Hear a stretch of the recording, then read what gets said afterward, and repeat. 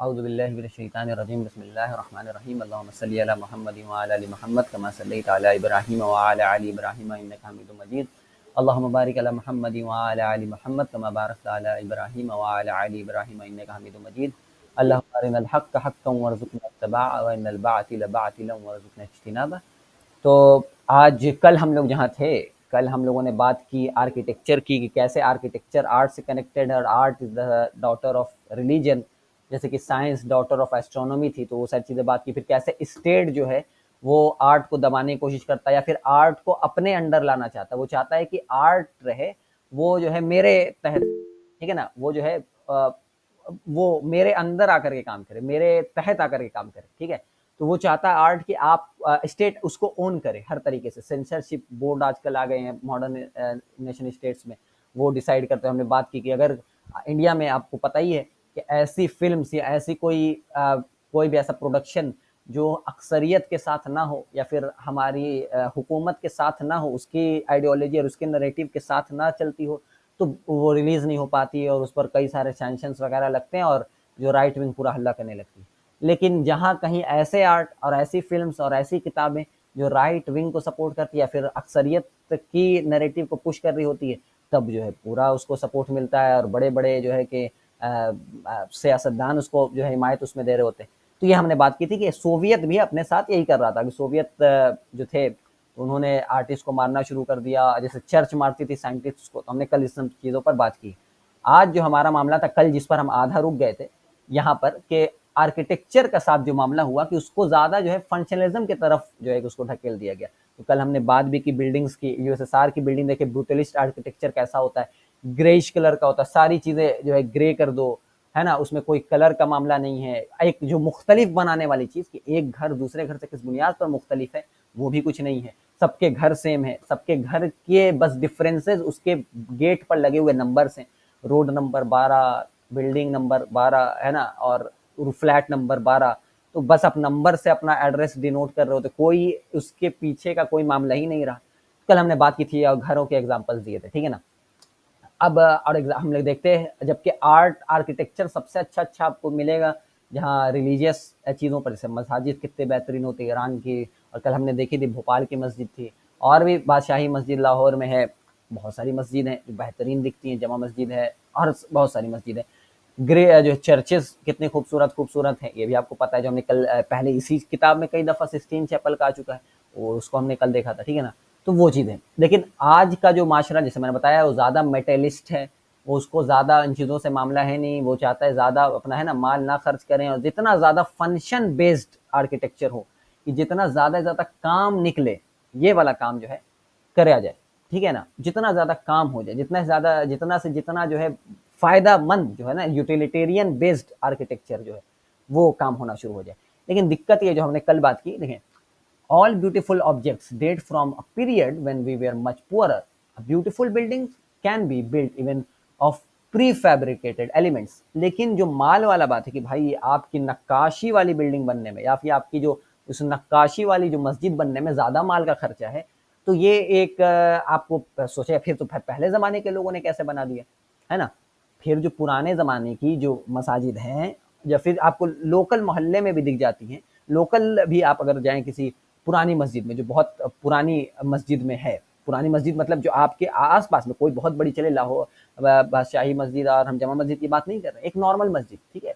उसमें भी आप जाएँगे तो आपको दिखेगा बड़ा अच्छा है, ठीक है? एक बड़ा अच्छा घर, हमारे गाँव है बिहार में, ठीक है? उसकी आप मस्जिद देखेंगे, एकदम मुगल आर्किटेक्चर पे 3 गुंबद है, 2 छोटे गुंबद हैं, एक बड़ा गुंबद है, और एकदम एकदम ऐसे इलाके में है जहाँ पर उतनी ज़्यादा मुस्लिम मेजॉरिटी भी नहीं है, ठीक है? मतलब हिंदू मेजॉरिटी अब आ गई, हो सकती है पहले के वक़्त में हो, लेकिन एक ही मस्जिद है उस पूरे इलाके में और इतनी अच्छी बनाई हुई है। तो ये कहना कि आज के वक़्त में हम जो है उस चीज़ को ब्यूटीफाई नहीं कर सकते क्योंकि माल की कमी है, तो पहले कैसे बन गया? ये सवाल उठता है। What we find here is a conscious or unconscious attitude which can be worded as a question: if people have no soul, then why should cities have one? ठीक है? अगर इंसानों के पास जब रूह नहीं है, तो फिर शहरों के पास क्यों रूह रहे?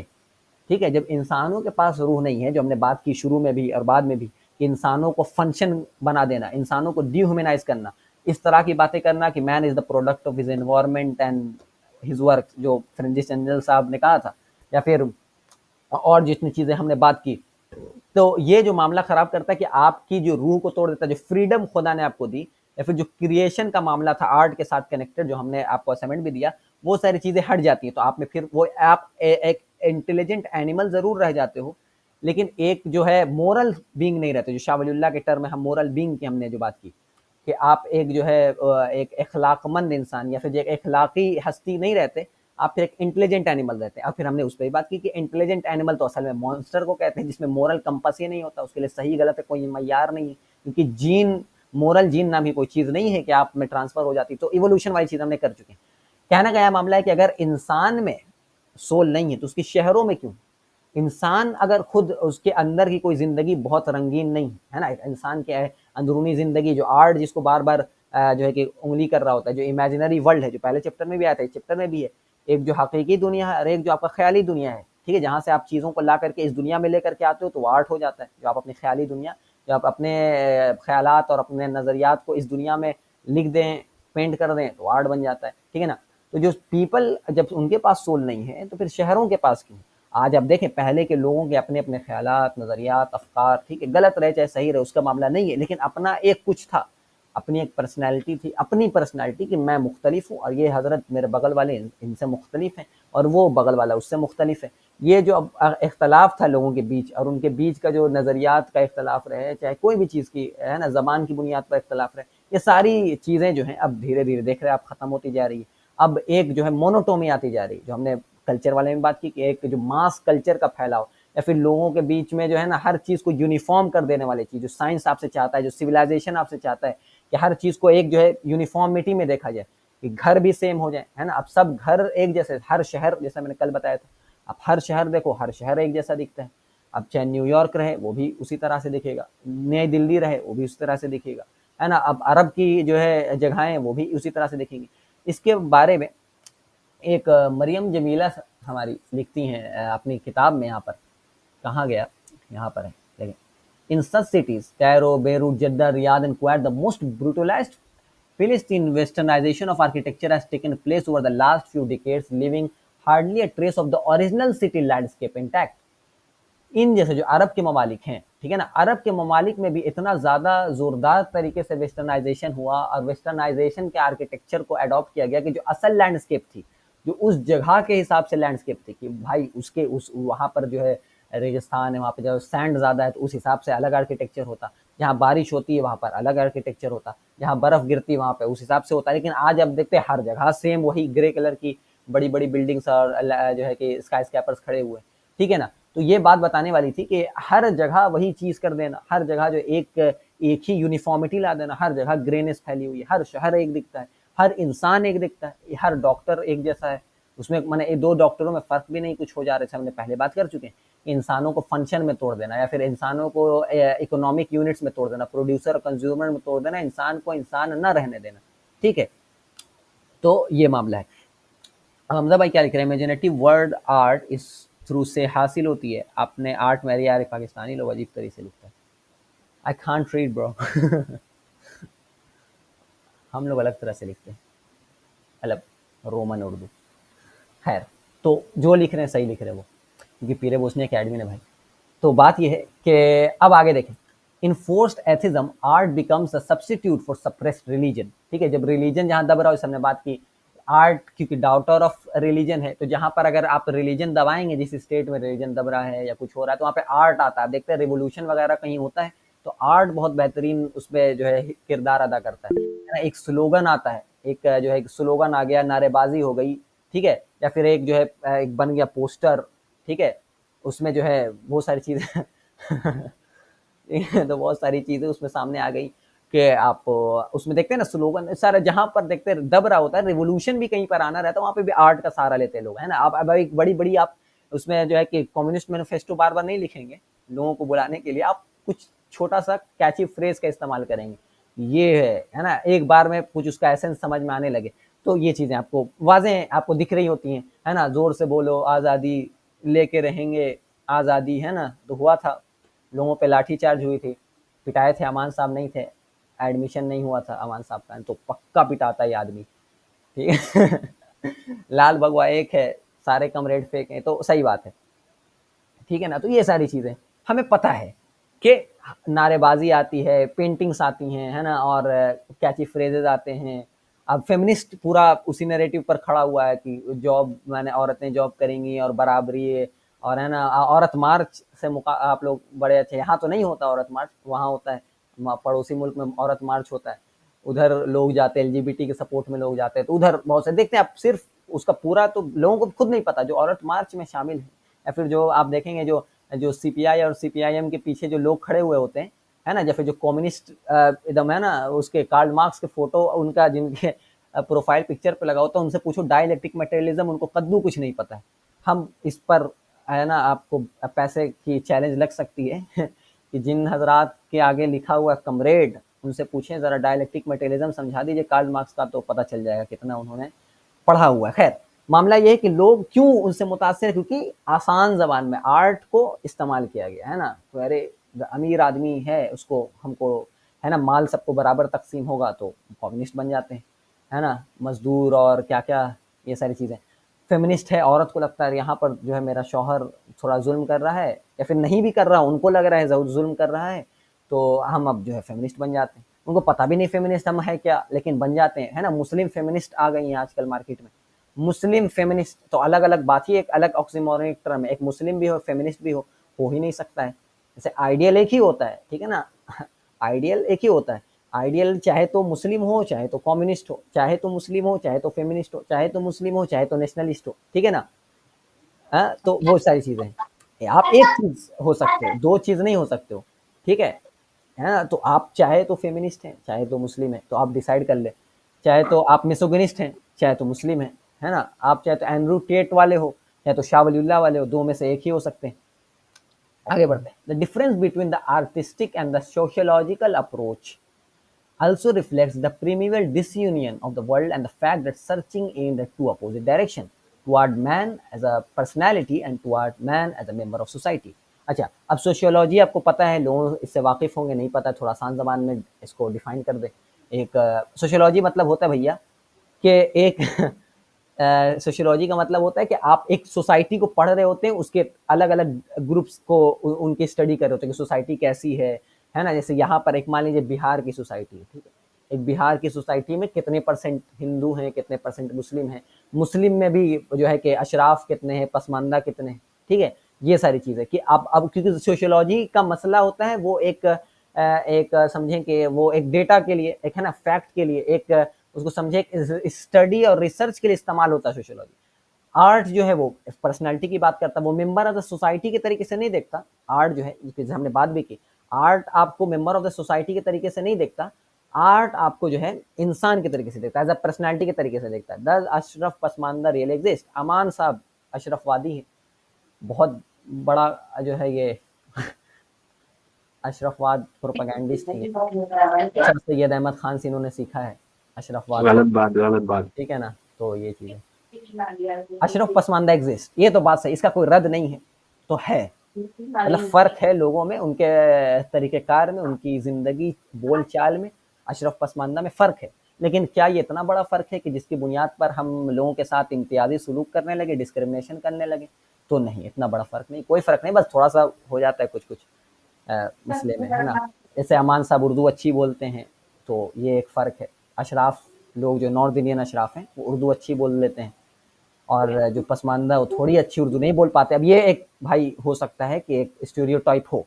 अब ज़ाहिर है हम तो हर सब पसमानदा से पूछे नहीं कि तुम उर्दू बताओ अपना। हो सकता है लोगों का ये नज़रिया बना हुआ है कि अशराफ जो हैं बेहतर, अच्छे लोग हैं, अच्छे से बात करते हैं, है ना, उनकी ये सारी चीज़ें।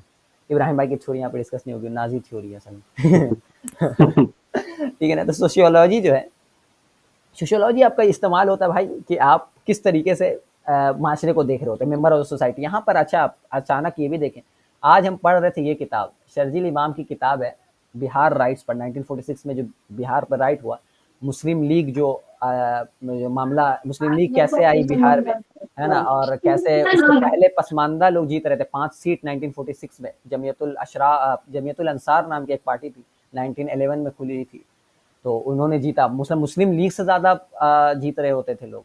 तो ये मामला, इस पर अभी हम पूरी डिटेल में बात की नहीं, तो इस पर हम ज़्यादा बात करने के अहल नहीं है, लेकिन बात ये है कि सोशियोलॉजी इस तरीके से यूज़ होती है। तो जो शर्जील इमाम साहब हैं यहाँ पर उसी चीज़ को यूज़ करेंगे, सोशियोलॉजी को यूज़ करेंगे, कैसे कैसे सोसाइटी में अलग अलग तरह के लोग रहते हैं और क्या इम्पैक्ट पड़ता है दूसरे पर, अशरफ पसमानदा सब उसमें।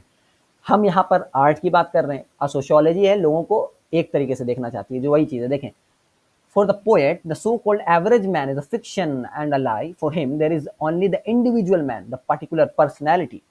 आर्टिस्ट के लिए, एक पोएट के लिए, एक पेंटर के लिए, एक इंसान जो है, जो एवरेज मैन के तरीके से नहीं, वो एक पर्सनैलिटी, वो एक पर बात करता है। जैसे आप देखें, आपने पढ़ा है भाई, लोगों को बार बार हम लोग सालार सिकंदर का नाम लेते हैं। सालार सिकंदर जो हमारे हैं वो कोई एवरेज इंसान नहीं है, ठीक है ना। सालार सिकंदर एक पर्सनैलिटी है जो बहुत हज़ार रुपया कमाता है और 3 महीने में हिफ्स भी किया हुआ है, ठीक है ना।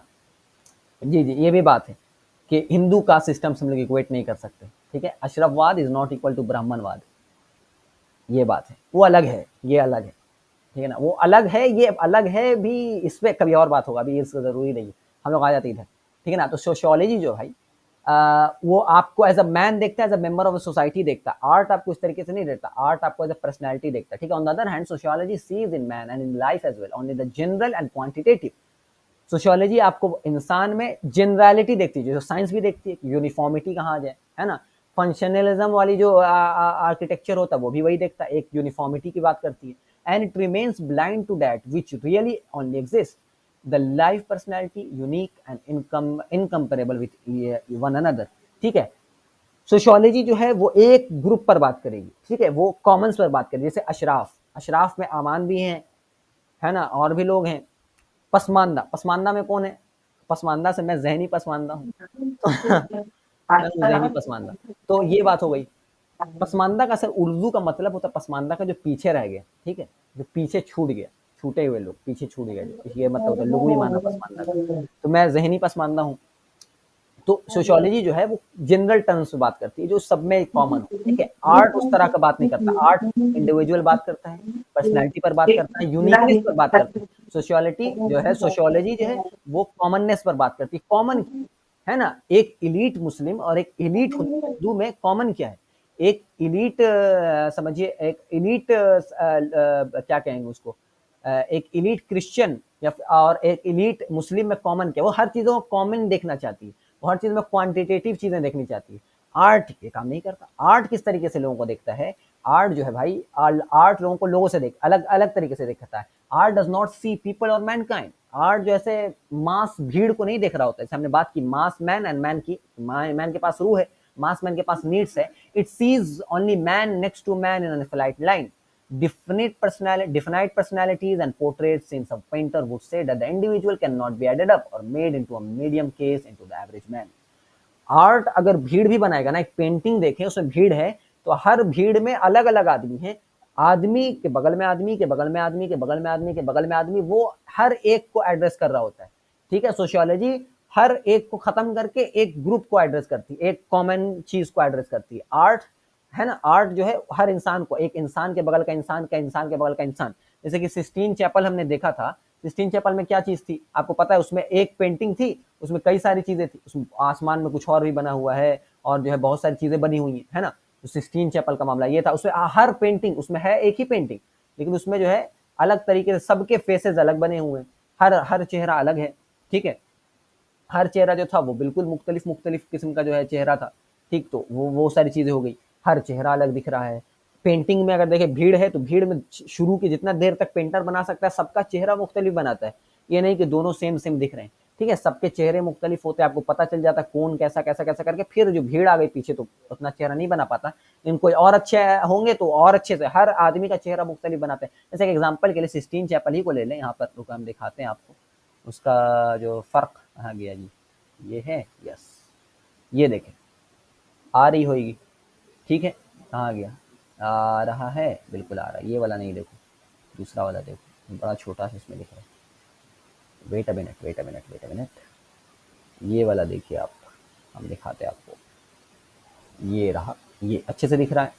अरे यार देखें, इसमें ये आदमी जो होगा, ये आदमी से अलग इसका चेहरा है, और ये जो ब्लर फोटो है भाई, अब अच्छा जो फोटो रहेगा उसमें देख लेंगे हम लोग, इसका चेहरा इस आदमी से अलग है, इस आदमी का चेहरा इस आदमी से अलग है, इस औरत का चेहरा इस औरत से अलग है ना, और इस औरत का चेहरा इस औरत से अलग है। तो ये सारी चीज़ें आर्ट जो है वो इन चीज़ों पर बात करता है कि मुख्तलिफ जो है शक्लें बनाता है, हर इंसान का शक्ल मुख्तलिफ, हर जो है, क्योंकि किरदार बताना है ना, आर्ट का मकसद है किरदार को बताना, पर्सनैलिटी को बताना, ठीक है। और सोशियोलॉजी का मतलब है ग्रुप को बताना, एक जो है मास को बताना, इन चीज़ों को बताना।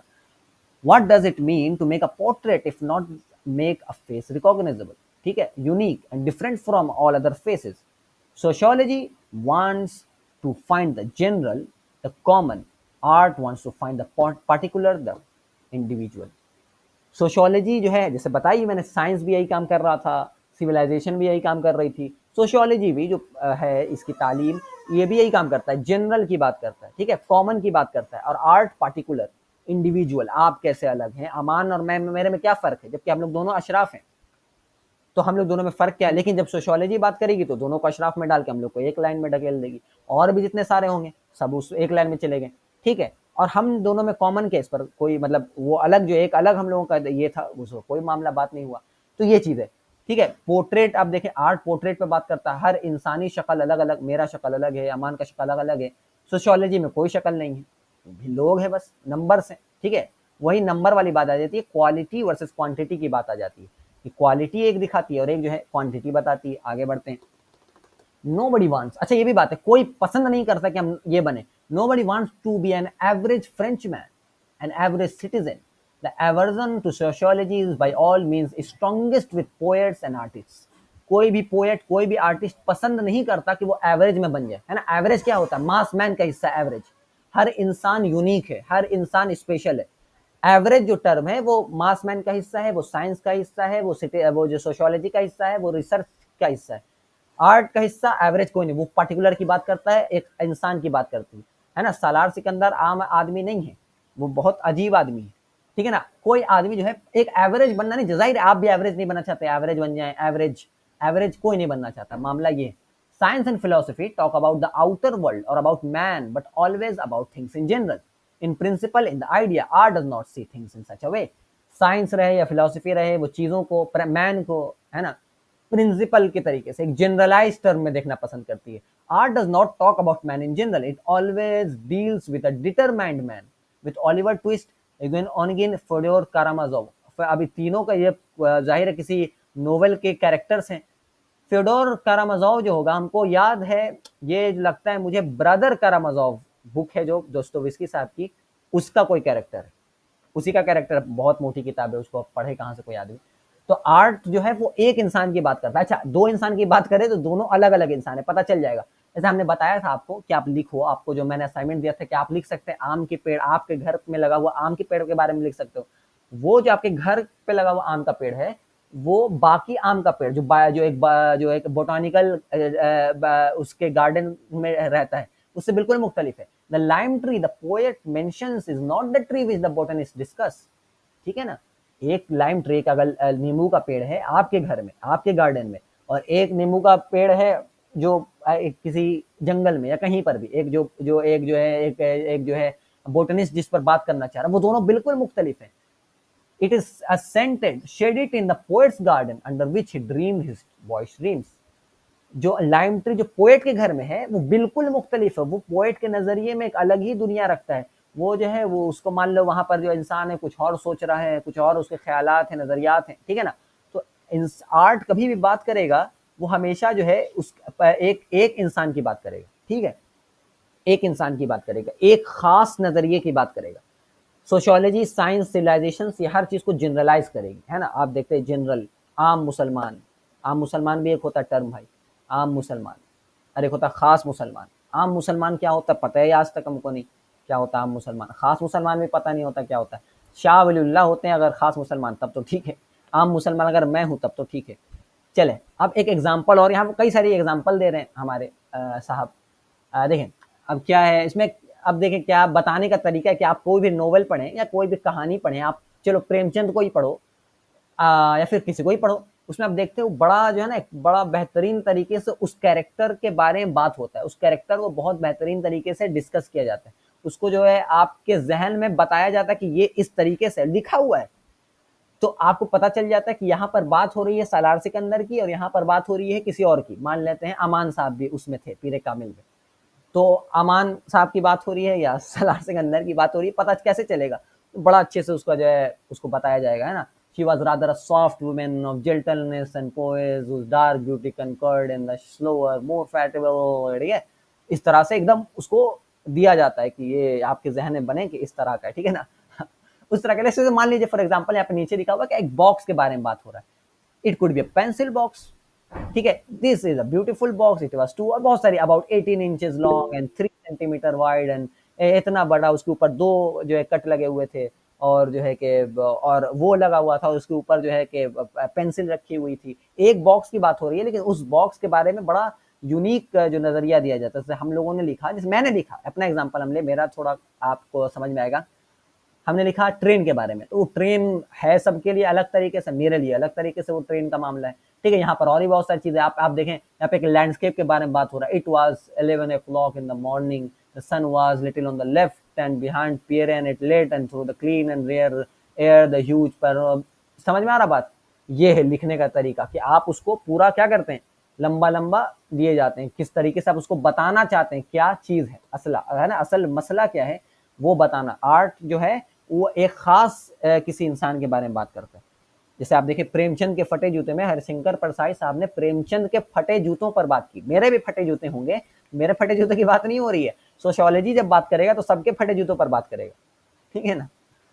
लेकिन वहां पर भाई प्रेमचंद के फटे जूते हैं। अच्छा, प्रेमचंद के फटे जूते वो वाले जूते जो बीवी के साथ खड़े होकर फोटो में खिंचवाया, वो वाले जूते की बात हो रही है, ठीक है।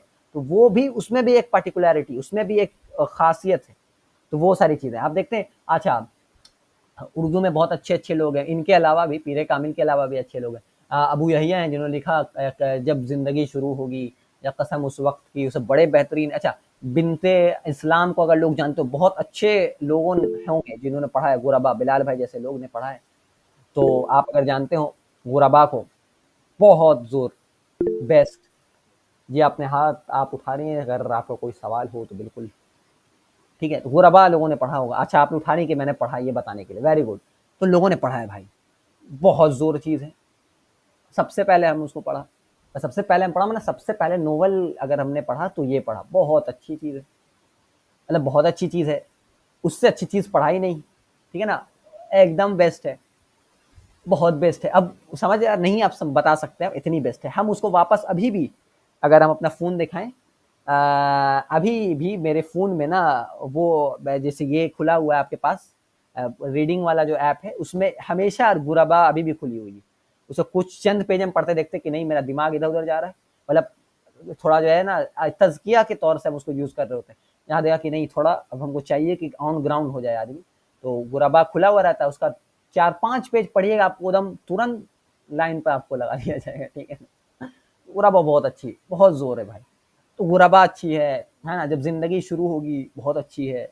तो ये सारी कहानी आपको पता चला, गुरबा लोगों ने पढ़ी है, तो उसमें आपको पता है अब्दुल्ला भाई अलग हैं बिल्कुल, ठीक है ना। उनका वो अब्दुल्ला बिल्कुल मुख्तलिफ है जब जिंदगी शुरू होगी कि अब्दुल्ला से, दोनों अब्दुल्ला कैरेक्टर का नाम है, तो वो अब्दुल्ला अलग है। उसमें जो है मरियम है, उसमें जो है खौला है, वो दोनों बिल्कुल जो है जबरदस्त किस्म के हैं, है ना।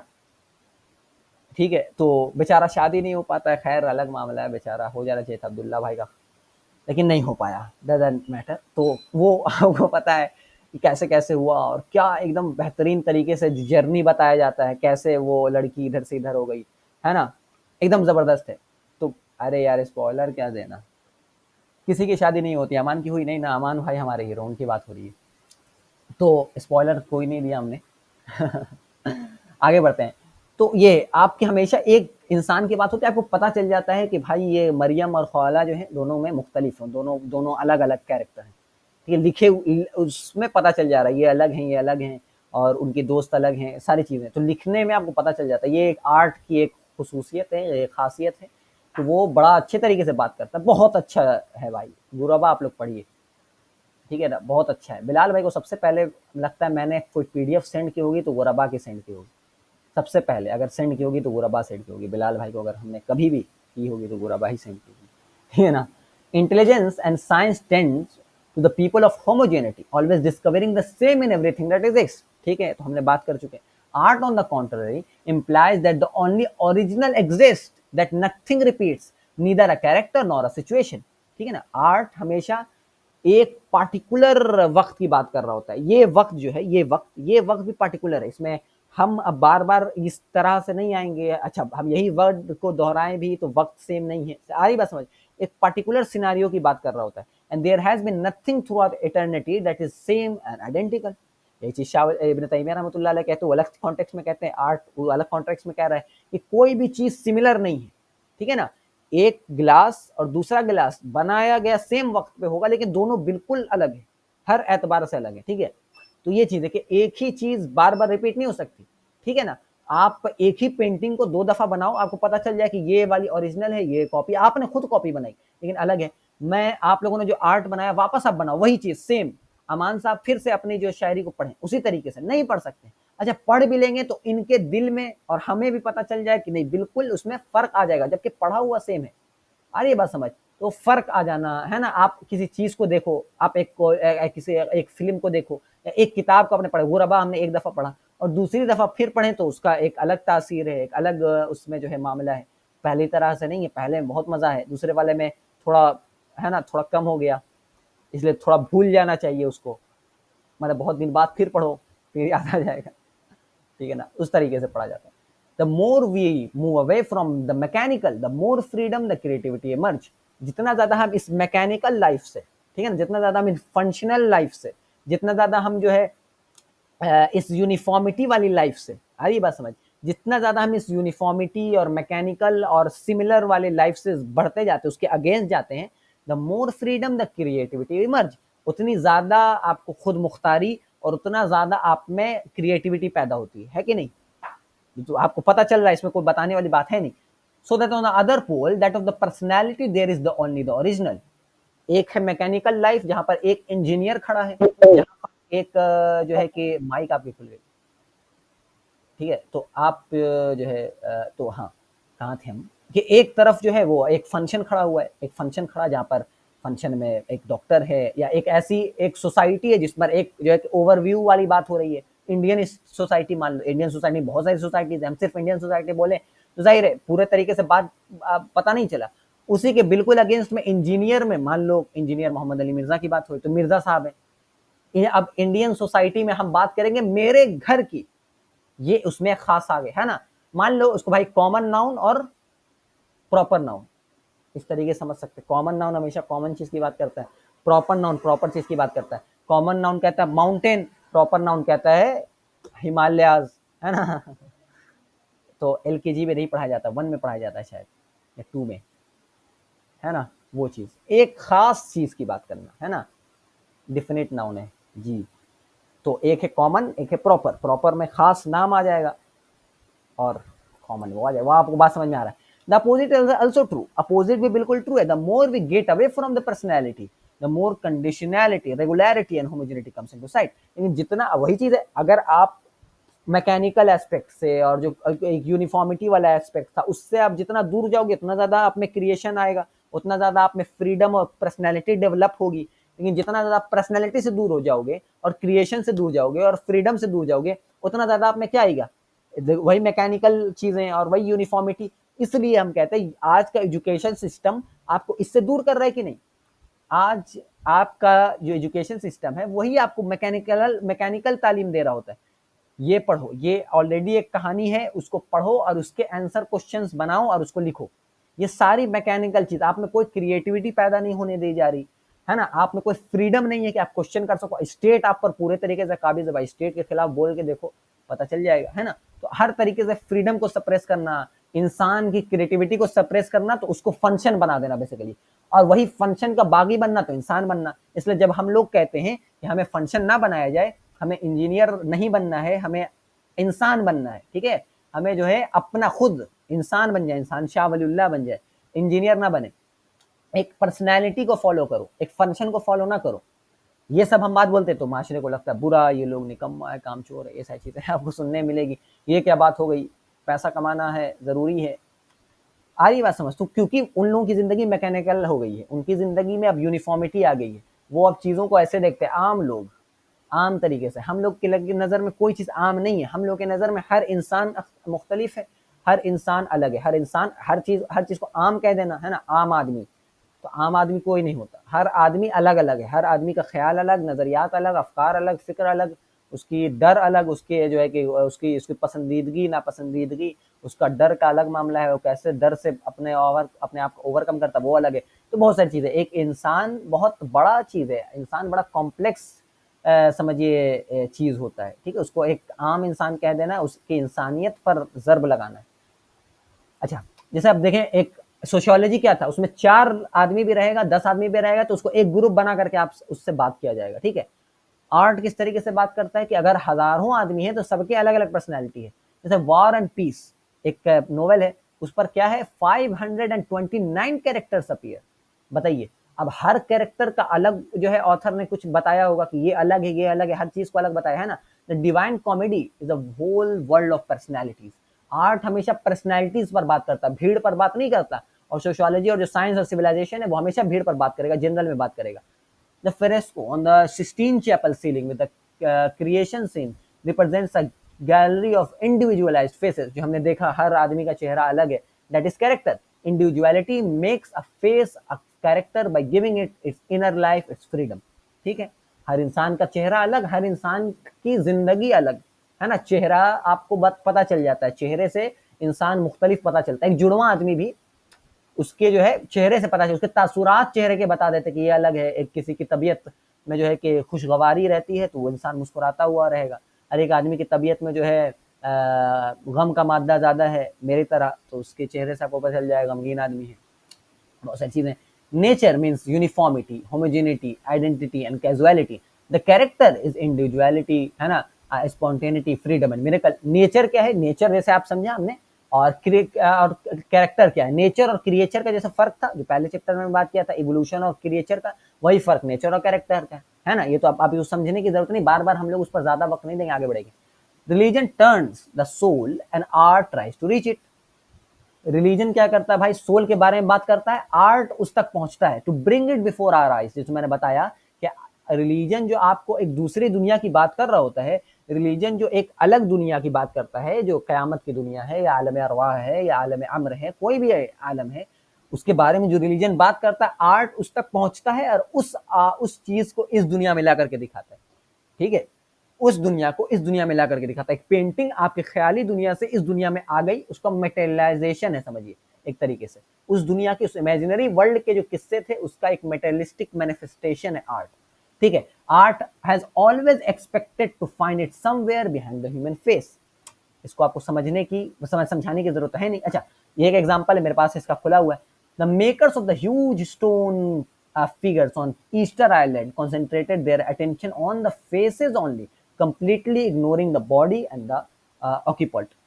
आप एक, अच्छा वो वाला आपको इमोजी पता है, जो वो वाला होता है मुंह ग्रे कलर, अच्छे इसको फिगर ही दिखा दे, आपको याद है इमोजी बहुत यूज होता है डैंग चीज बोल देने में, है ना, या फिर कूल चीज कोई बोल दी गई तो वो वाला इमोजी लोग दिखा देते हैं, कूल हो गया जी।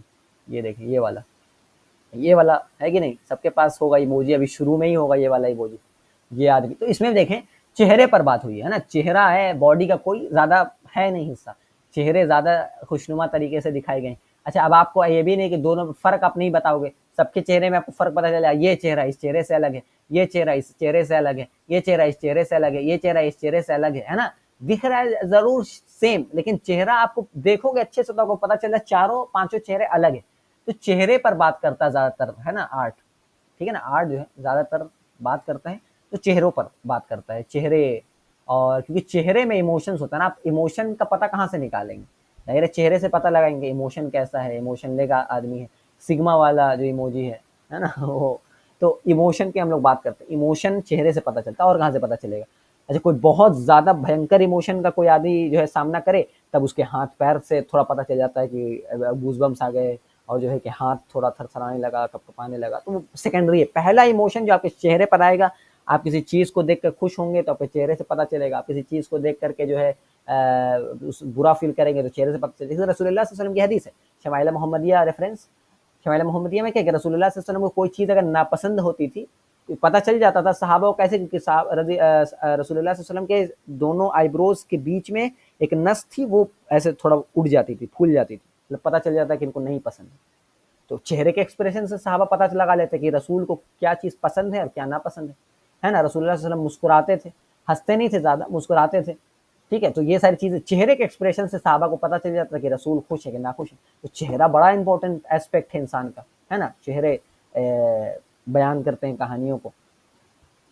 अब आजकल लोग क्या कर रहे हैं भाई, चेहरे पर सर्जरी हो जा रही है ना। तो चेहरा, आपको अपना भी चेहरा पसंद नहीं आ रहा, चेहरे पर हमने प्लास्टिक्स लगा दिए और ये लगा दिए, तो अब अच्छे से मुस्कुरा भी नहीं पा रहे हैं।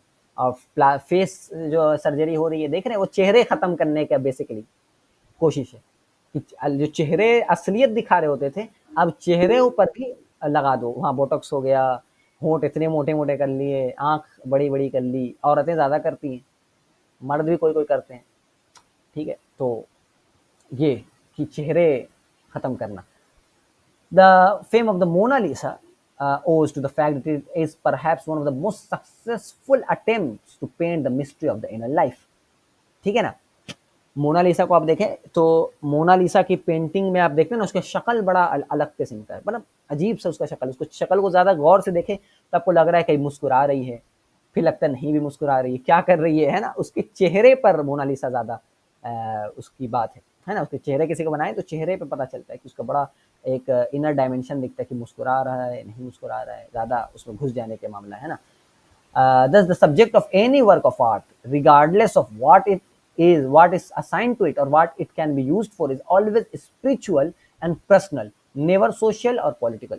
So बताया, आर्ट हमेशा स्पिरिचुअल रहेगा, आर्ट हमेशा पर्सनल रहेगा। क्यों? क्योंकि art is the daughter of religion. वो कभी भी सोशल नहीं रहेगा, क्योंकि सोशल और इन सारी चीज़ों का मामला दूसरी दुनिया से, वो अलग जो है एस्पेक्ट में बात करता है। ये सारी चीज़ें आपने ज़्यादा खास नहीं, इसलिए मैंने हाईलाइट नहीं किया। अच्छा, first is the monster. Monster कौन? जो साइकोलॉजी या फिर जो साइंस का, जो इवोल्यूशन का जानवर है, वो मॉन्स्टर है, जो हमने बात की। Artificial two dimensional being. The other are real man torn between sin and freedom, God's creature characters, है ना।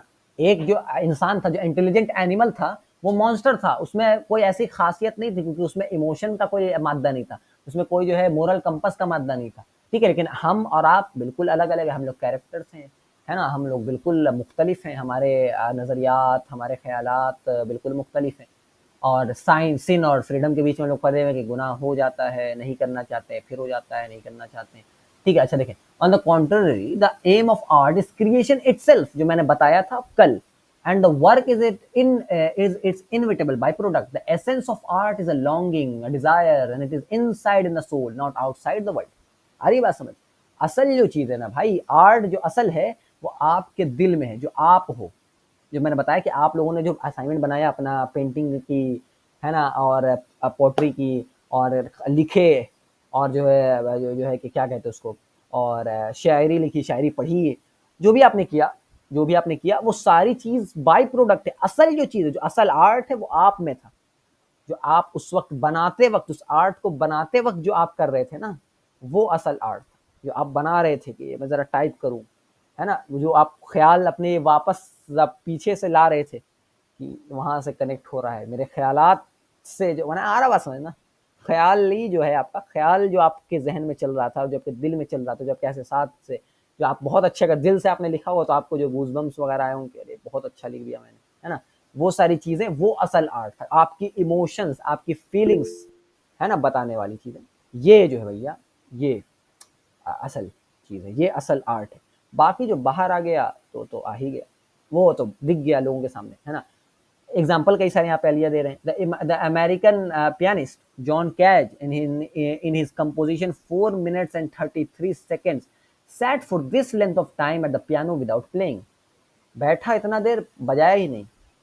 अच्छा, अब लोग गए होंगे पैसा देने, जाहिर है गए होंगे देखने, तो ये आर्ट कैसा आर्ट है ना। वो अब क्या करता होगा, जो हो सकता है कि भाई बैठा हो पियानो के सामने, और उसकी जो शक्ल होगी, उसके जो इमोशंस होंगे, वो असल आर्ट होगा। या फिर कोई इमोशन भी नहीं बना रहा है, मान लो बस है बैठा वो एक आर्ट होगा। इसलिए मैंने कहा ना कि आप लोगों ने जो हमने असाइनमेंट दिया था आर्ट बनाने वाला, उसमें लोगों ने नहीं बनाया, उन्होंने ही बनाया है। ना बनाना भी आर्ट है। आपने सोचा कि बनाऊं, और जो आपके जहन में आया इस तरह से बनता। मेरे आइडियाज बहुत सारे थे, आपके बहुत सारे आइडियाज होंगे, आपने चूज किया कि ये वाला नहीं, ये वाला नहीं, ये वाला नहीं, ये वाला बनाते हैं ना। आपको बहुत सारे आइडिया आते होंगे, अच्छा इस पर भी लिख सकता हूँ, इस पर भी लिख सकता हूँ, इसको लिख देता हूँ, या फिर इस पर भी लिख सकता हूँ। बहुत सारे कशमकश जो आपके जहन में थी, और फिर आपने एक उसको चूज किया, और उसके सारे जो आप उससे गुजरते हुए एक एंड प्रोडक्ट पर आए, वो असल आर्ट था, ठीक है ना। उसका बन जाना तो बन ही गया, अब उस पर क्या करना, बन गया तो फिर वो खुशी, मतलब एक आप बना चुके हो, उसके बाद उतना मजा नहीं आता जो बनते वक्त मजा आ रहा होता है ना। In the Japanese drama there are scenes when the actor does not make a single move for 20 minutes. That during that time he expresses his inner conflicts. ठीक है, एक्टर क्या करता है, कुछ नहीं, मूव नहीं करता है, बस बैठा हुआ है, कुछ कर रहा है, उसके अंदर के जो जज्बात है वो नजर आते हैं। आर्ट असल में ये है, आपके अंदर के मामला जो आप उसको अब बाहर निकाल दो तो अच्छी बात है, नहीं निकालते हैं तब भी अच्छी बात है। वो असल आर्ट आपके अंदर है, आपके आपके सोल का मामला है। Painting the activity itself and not the picture is the real sense of art. जो मैंने बताया, पेंट करना, पेंट करते वक्त जो चीज है ना, वो असल है। पिक्चर तो बस उसका एक समझिए मटेरियलाइज हो गया उस चीज को, है ना। अ work of art is destroyed by multiplication. क्यों? क्योंकि बार बार आप उसको कर रहे होते, तो पहला दफा कुछ और था, आप उसको फिर कॉपी उसकी बन गई ना। एक ही पेंटर ने 4 दफा अपनी पेंटिंग बनाई, जो पहली दफा बनाई ना, जो अपने दिल से बनाई, जो ओरिजिनल है, इसलिए वो ओरिजिनल है। और सेकंड वाला क्या है, उसका कॉपी है, अब उसमें ज्यादा आप सोच नहीं रहे, आप उसी चीज को कॉपी करना चाह रहे हैं। तीसरी दफा करेंगे तो वो हो गया, चौथी दफा करेंगे तो और ज्यादा सोच नहीं रहे। मतलब जितना ज्यादा आप में जो क्रिएटिविटी थी और जो जो जो इमेजिनरी वर्ल्ड से ताल्लुक था, जितना ज्यादा कटता जाएगा उतना ज्यादा आर्ट डिस्ट्रॉय होता जाएगा, ठीक है ना। Work of art is destroyed by multiplication. देखें, ये था whatever an artist spits out is art. जो आर्टिस्ट ने थूक दिया वो आर्ट है। बड़ा अजीब लग रहा है, लेकिन हो सकता है ठीक भी है ना। ये चीज कुरान में आप देखिए, piety is not in turning your face towards the east और वेस्ट। जो काबे के बारे में, काबा जो चेंज हुआ बैतुल मुकद्दस से बैतुल्लाह की तरफ काबा शिफ्ट हुआ, तो ये आयत है उसी के मामले, है ना। एंड द इंटेंशन और aspiration remains an irreducible value of human behavior although it does not change its consequence in the outer world। ठीक है, बाहर से जो चेंज हुई है, तकवा असल में मगरिब और मशरिक में मुंह फेरना नहीं, तकवा क्या है, तकवा दिल का मामला है कि नहीं। तकवा असल में उसका ये नहीं है कि आप कितनी नमाज पढ़ते हैं और कितना रोजा रखते हैं और ये सारी चीजें, असल तकवा आपके दिल में होता है ना। नेकी जो हमने बात की थी, नेकी अलग होता है, अल्लामा होना अलग होता है ना, नेकी अलग होती है, शेखुल इस्लाम होना अलग होता है। तो असल मामला दिल से है। इस्लाम का और दीन का और रिलीजन का और आर्ट का और इश्क का महवर दिल है। दिल पर इन चीज़ों की जो है उस पर बैठता है, ठीक है ना। और रैशनलाइजेशन और इल्मुल कलाम और ये सारी जितनी चीज़ें, वो सारा का दिमाग उससे काम ले रहा होता है, ठीक है। तो ये मामला, इश्क सबसे बड़ी चीज़ है। हर इश्क से आप बाला कर दे। अल्लामा क्या कहते हैं, या भूल गया मैं, मेरे बहुत अल्लामा भूल रहा हूँ। हर हर पस्त को बाला इश्क से बाला कर दे यार। जवाबी शिकवा में नहीं याद आ रहा, कोई लिख देगा अच्छी बात हो जाएगी। कुव्वत इश्क से हर पस्त को बाला, ऐसे करके है ना। जो लास्ट में जो है, मोहम्मद से वफा तूने तो हम तेरे, ये जहाँ चीज है क्या लौह कलम तेरे, इससे एक जस्ट पहले वाला वो जो है, this is possible only because art is not in the work but in the inner life and personality of the artist and this personality is pure freedom. बात आ गई समझ, ठीक है ना। The result both artist and audience experience a work of art in a new way. आप जो इसलिए बताया कि आपने एक पेंटिंग बनाई और एक आर्टिस्ट ने एक दफा कोई चीज गाई, मान लो आपने कोई गाना गाया या कुछ किया, जैसे यहाँ पर ऊपर में एग्जांपल भी दिया हुआ है, बीथोवेन्स फोर्थ सिम्फनी मेनी टाइम्स, जो ऑथर है जिसने लिखा, जो भी है जिसने ये गाया है, ये जिसने परफॉर्म किया है, he had never performed it in the same way. खुद कहा उसने कि हमने उस तरीके से पहली दफा जैसा किया उस दफा से नहीं किया। फिर आप अलग तरह से कर रहे होते हैं ना, जैसे हमने पहली दफा ये पढ़ाई, ये किताब वो बिल्कुल अलग है, वो बड़ा जबरदस्त है। 7 दिन में किताब कंप्लीट हो गई थी और अच्छे तरीके से हुई थी, बात ये भी है ना, अच्छे तरीके से हुई है, 7 दिन में भी हो गई। और यहाँ पर है 10 दिन हो गया और अभी तक हम लोग चैप्टर 3 में, हमको समझ नहीं आ रहा कैसे टाइम जा रहा है, ठीक है। तो पहले दफा का अलग कुछ मामला था, है ना। तो ये बात है। अच्छा, he said it does not matter what the painter does, it is important what the painter himself is। असल मामला ये नहीं कि आप अच्छे से कर रहे हैं कि नहीं कर रहे हैं, क्योंकि अच्छा बुरा, जैसे मैंने बताया, आर्ट सब्जेक्टिव है, ठीक है ना। आर्ट क्या है, सब्जेक्टिव है, आपके हिसाब से अच्छा होगा बुरा होगा। असल मामला जो है वो पेंटर का है कि भाई वो कैसा सोचता है और क्या नहीं सोचता है, ये सारी चीजें। इसलिए आप देखते हैं ना कि आप जो है बड़े बड़े आर्टिस्ट के वर्क्स को आर्टिस्ट के नाम से जानते हैं। A work of art is the artist himself. That is why we often identify a work of art with its artist. हम लोग ज्यादातर क्या करते हैं, आर्टिस्ट के नाम से उसको जान रहे होते हैं। जैसे कि हम लोग जानते हैं ना, पिकासो को जानते हो, पिकासो की कौन सी पेंटिंग है तो नहीं पता, पिकासो जान रहे हैं आप लोग, है ना। डविंसी को जानते हैं हम लोग, मोनालिसा तो फेमस हो गई है, तो ऐसे और भी बहुत सारी बनाई होगी, लेकिन डविंसी सबको पता है। और भी बहुत सारे लोग इनको आप नाम से जानते हैं, दोस्तोयेव्स्की को जानते हैं नाम से, है ना। और अबू यहिया को जानते हैं नाम से, है कि नहीं। अबू यहिया जब जिंदगी शुरू होगी उनको जानते हैं। और पीरे कामिल की हम नहीं जानते क्या नाम है उनका, नमीरा अहमद कुछ, उमैरा अहमद, ऐसे कर कुछ। तो हमने बोला इतना कोई खास लगा नहीं, लेकिन ठीक है चलो, तो हो सकता है उनका वो आप नाम से जान लें, ठीक है ना। ये चीज़ है। आप किसी सिंगर को नाम से जानते हैं, है ना, वो गाना गाने वाला थोड़ी वो नाम रहता है उसने ही गाना गाया है, ठीक है। तो वो सारी चीज़ें आप जान रहे हैं, ठीक है। तो ये चीज़ है कि आप आर्टिस्ट से उसके आर्ट को जानते हैं। Art belongs to our inner world of truth, not to the outer world of facts. आ गई बात समझिए, यही इतनी देर से हम लोग बात कर रहे हैं, आगे आते हैं। अ पेंटिंग और style of painting is not true और फॉल्स इन इटसेल्फ, ठीक है। एक पेंटिंग या फिर जो स्टाइल ऑफ पेंटिंग है जो भी है भाई, वो जो है वो खुद में कोई अच्छी बुरी, वही कहा ना, ट्रू और फॉल्स नहीं है। Only the artist's attitude toward the world and his own work can make it false. एक आर्टिस्ट, जैसा मैंने अभी आप लोगों ने पूछा कि आर्ट जो है ट्रू या फॉल्स, ऊपर नीचे उसको जज करने वाली चीज, तो मैंने बताया हर आर्ट अपना है, हर आर्ट यूनिक है, हर आर्ट अच्छा है, हर आर्ट रियल है। वो खराब कब होगा, जब आप कॉपी करोगे, जब आप चैट जीपीटी का इस्तेमाल करेंगे, ठीक है। वो आर्ट तब गंदा होगा, तब वो फॉल्स हो जाएगा जब आप कॉपी करेंगे, आप जो है उसको रिपीट करोगे, किसी चीज को पढ़ा पहले से उसी को कर दिया, है ना। या फिर आप जो है किसी और चीज का इस्तेमाल करेंगे, वही चीज यहाँ पे लिख रहे हैं। आर्टिस्ट खुद अपने आर्ट को फॉल्स बनाता है, कैसे? Repetition, perfection and academism are false regardless of the style or genre in which a work of art normally belongs. बार बार उसको जो है, अभी मैंने बात की कि आप उसको जज करना आर्ट को, है ना, कि अच्छा है या बुरा है, कम करना, ये करना, ये अच्छा तरीकाकार नहीं है, ठीक है। वो क्या करता है, वो उसको फॉल्स बना देता है कि आप उसको जज करते हैं, ठीक है। आर्ट जज नहीं होता, आगे ही आएगा कि आर्ट का मामला क्रिटिसिज्म से नहीं है, आर्ट भाई दिल वालों का मामला है ना, दिल से देख लिया, हो गया। क्रिटिक करना आर्ट को, आर्ट पीस को, ये मतलब कोई समझ वाली चीज नहीं है अलिया इज्जत के मुताबिक, ठीक है ना। लेकिन यही चीज है, academism in art is like hypocrisy and formalism in religion, जो मैंने अभी अब शुरू में ही आप लोगों को बोला था कि ये चीज है कि अगर आप आर्ट के साथ उसको ना एकेडमिक तरीके से देखने लगे, उसके लिए पढ़ाई हो रही है, तो फिर बड़ा हिपोक्रेसी, क्योंकि फिर क्रिएटिव एजेंसी आपकी कम हो गई ना, आपकी क्रिएटिविटी, आपकी जो इमेजिनेशन का मादा था वो स्कोप कम हो गया, इसलिए वो हिपोक्रेसी हो गया और फॉर्मलिज्म हो गया। जो रिलीजन में हो जाता है हिपोक्रेसी और फॉर्मलिज्म, वही समझो आर्ट में हो जाएगा जब आप उसको एकेडमिक तरीके से देखने लगेंगे कि बस बस सजदे पे सजदे किए जा रहे हैं और ये किए जा रहे हैं, और अमान भाई लूजेज लगता है यहाँ पे 1 पॉइंट। तो ये चीज है।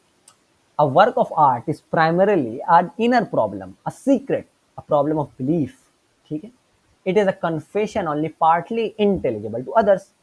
अब ये जो बात थी मैंने बताया कि हर आर्टिस्ट ही अपनी आर्ट के बारे में बता सकता है, ठीक है। यही चीज इस्लाम में भी है, यही चीज इस्लाम में भी है कि आप जो शेर अगर पढ़ें किसी के शेर अगर है अजीब तरह से आपको लग रहा है कि भाई तो कुफरिया शेर है, ठीक है ना। जो आज बहस क्यों होती है असल में, देवबंदी और बरेलवी डिबेट क्यों है कि तुम्हारे असलाफ, तुम्हारे जो है क्या कहते हैं उसको, असलाफ कहते हैं ना, अकाबिर, अकाबरीन ने जो है कुफरिया जुमला कहा, और तुम्हारे अकाबरीन ने जो है गुस्ताखाना जुमला कहा, और क्या कहा। मसला ये है कि अगर आप दिमाग लगा रहे होते, आप उसको ये इस तरीके से कहते हैं कि जिसने कहा वो असल हकदार है कि मैं बताऊं किस तरीके से मैंने कहा है। आ रही है बात समझ?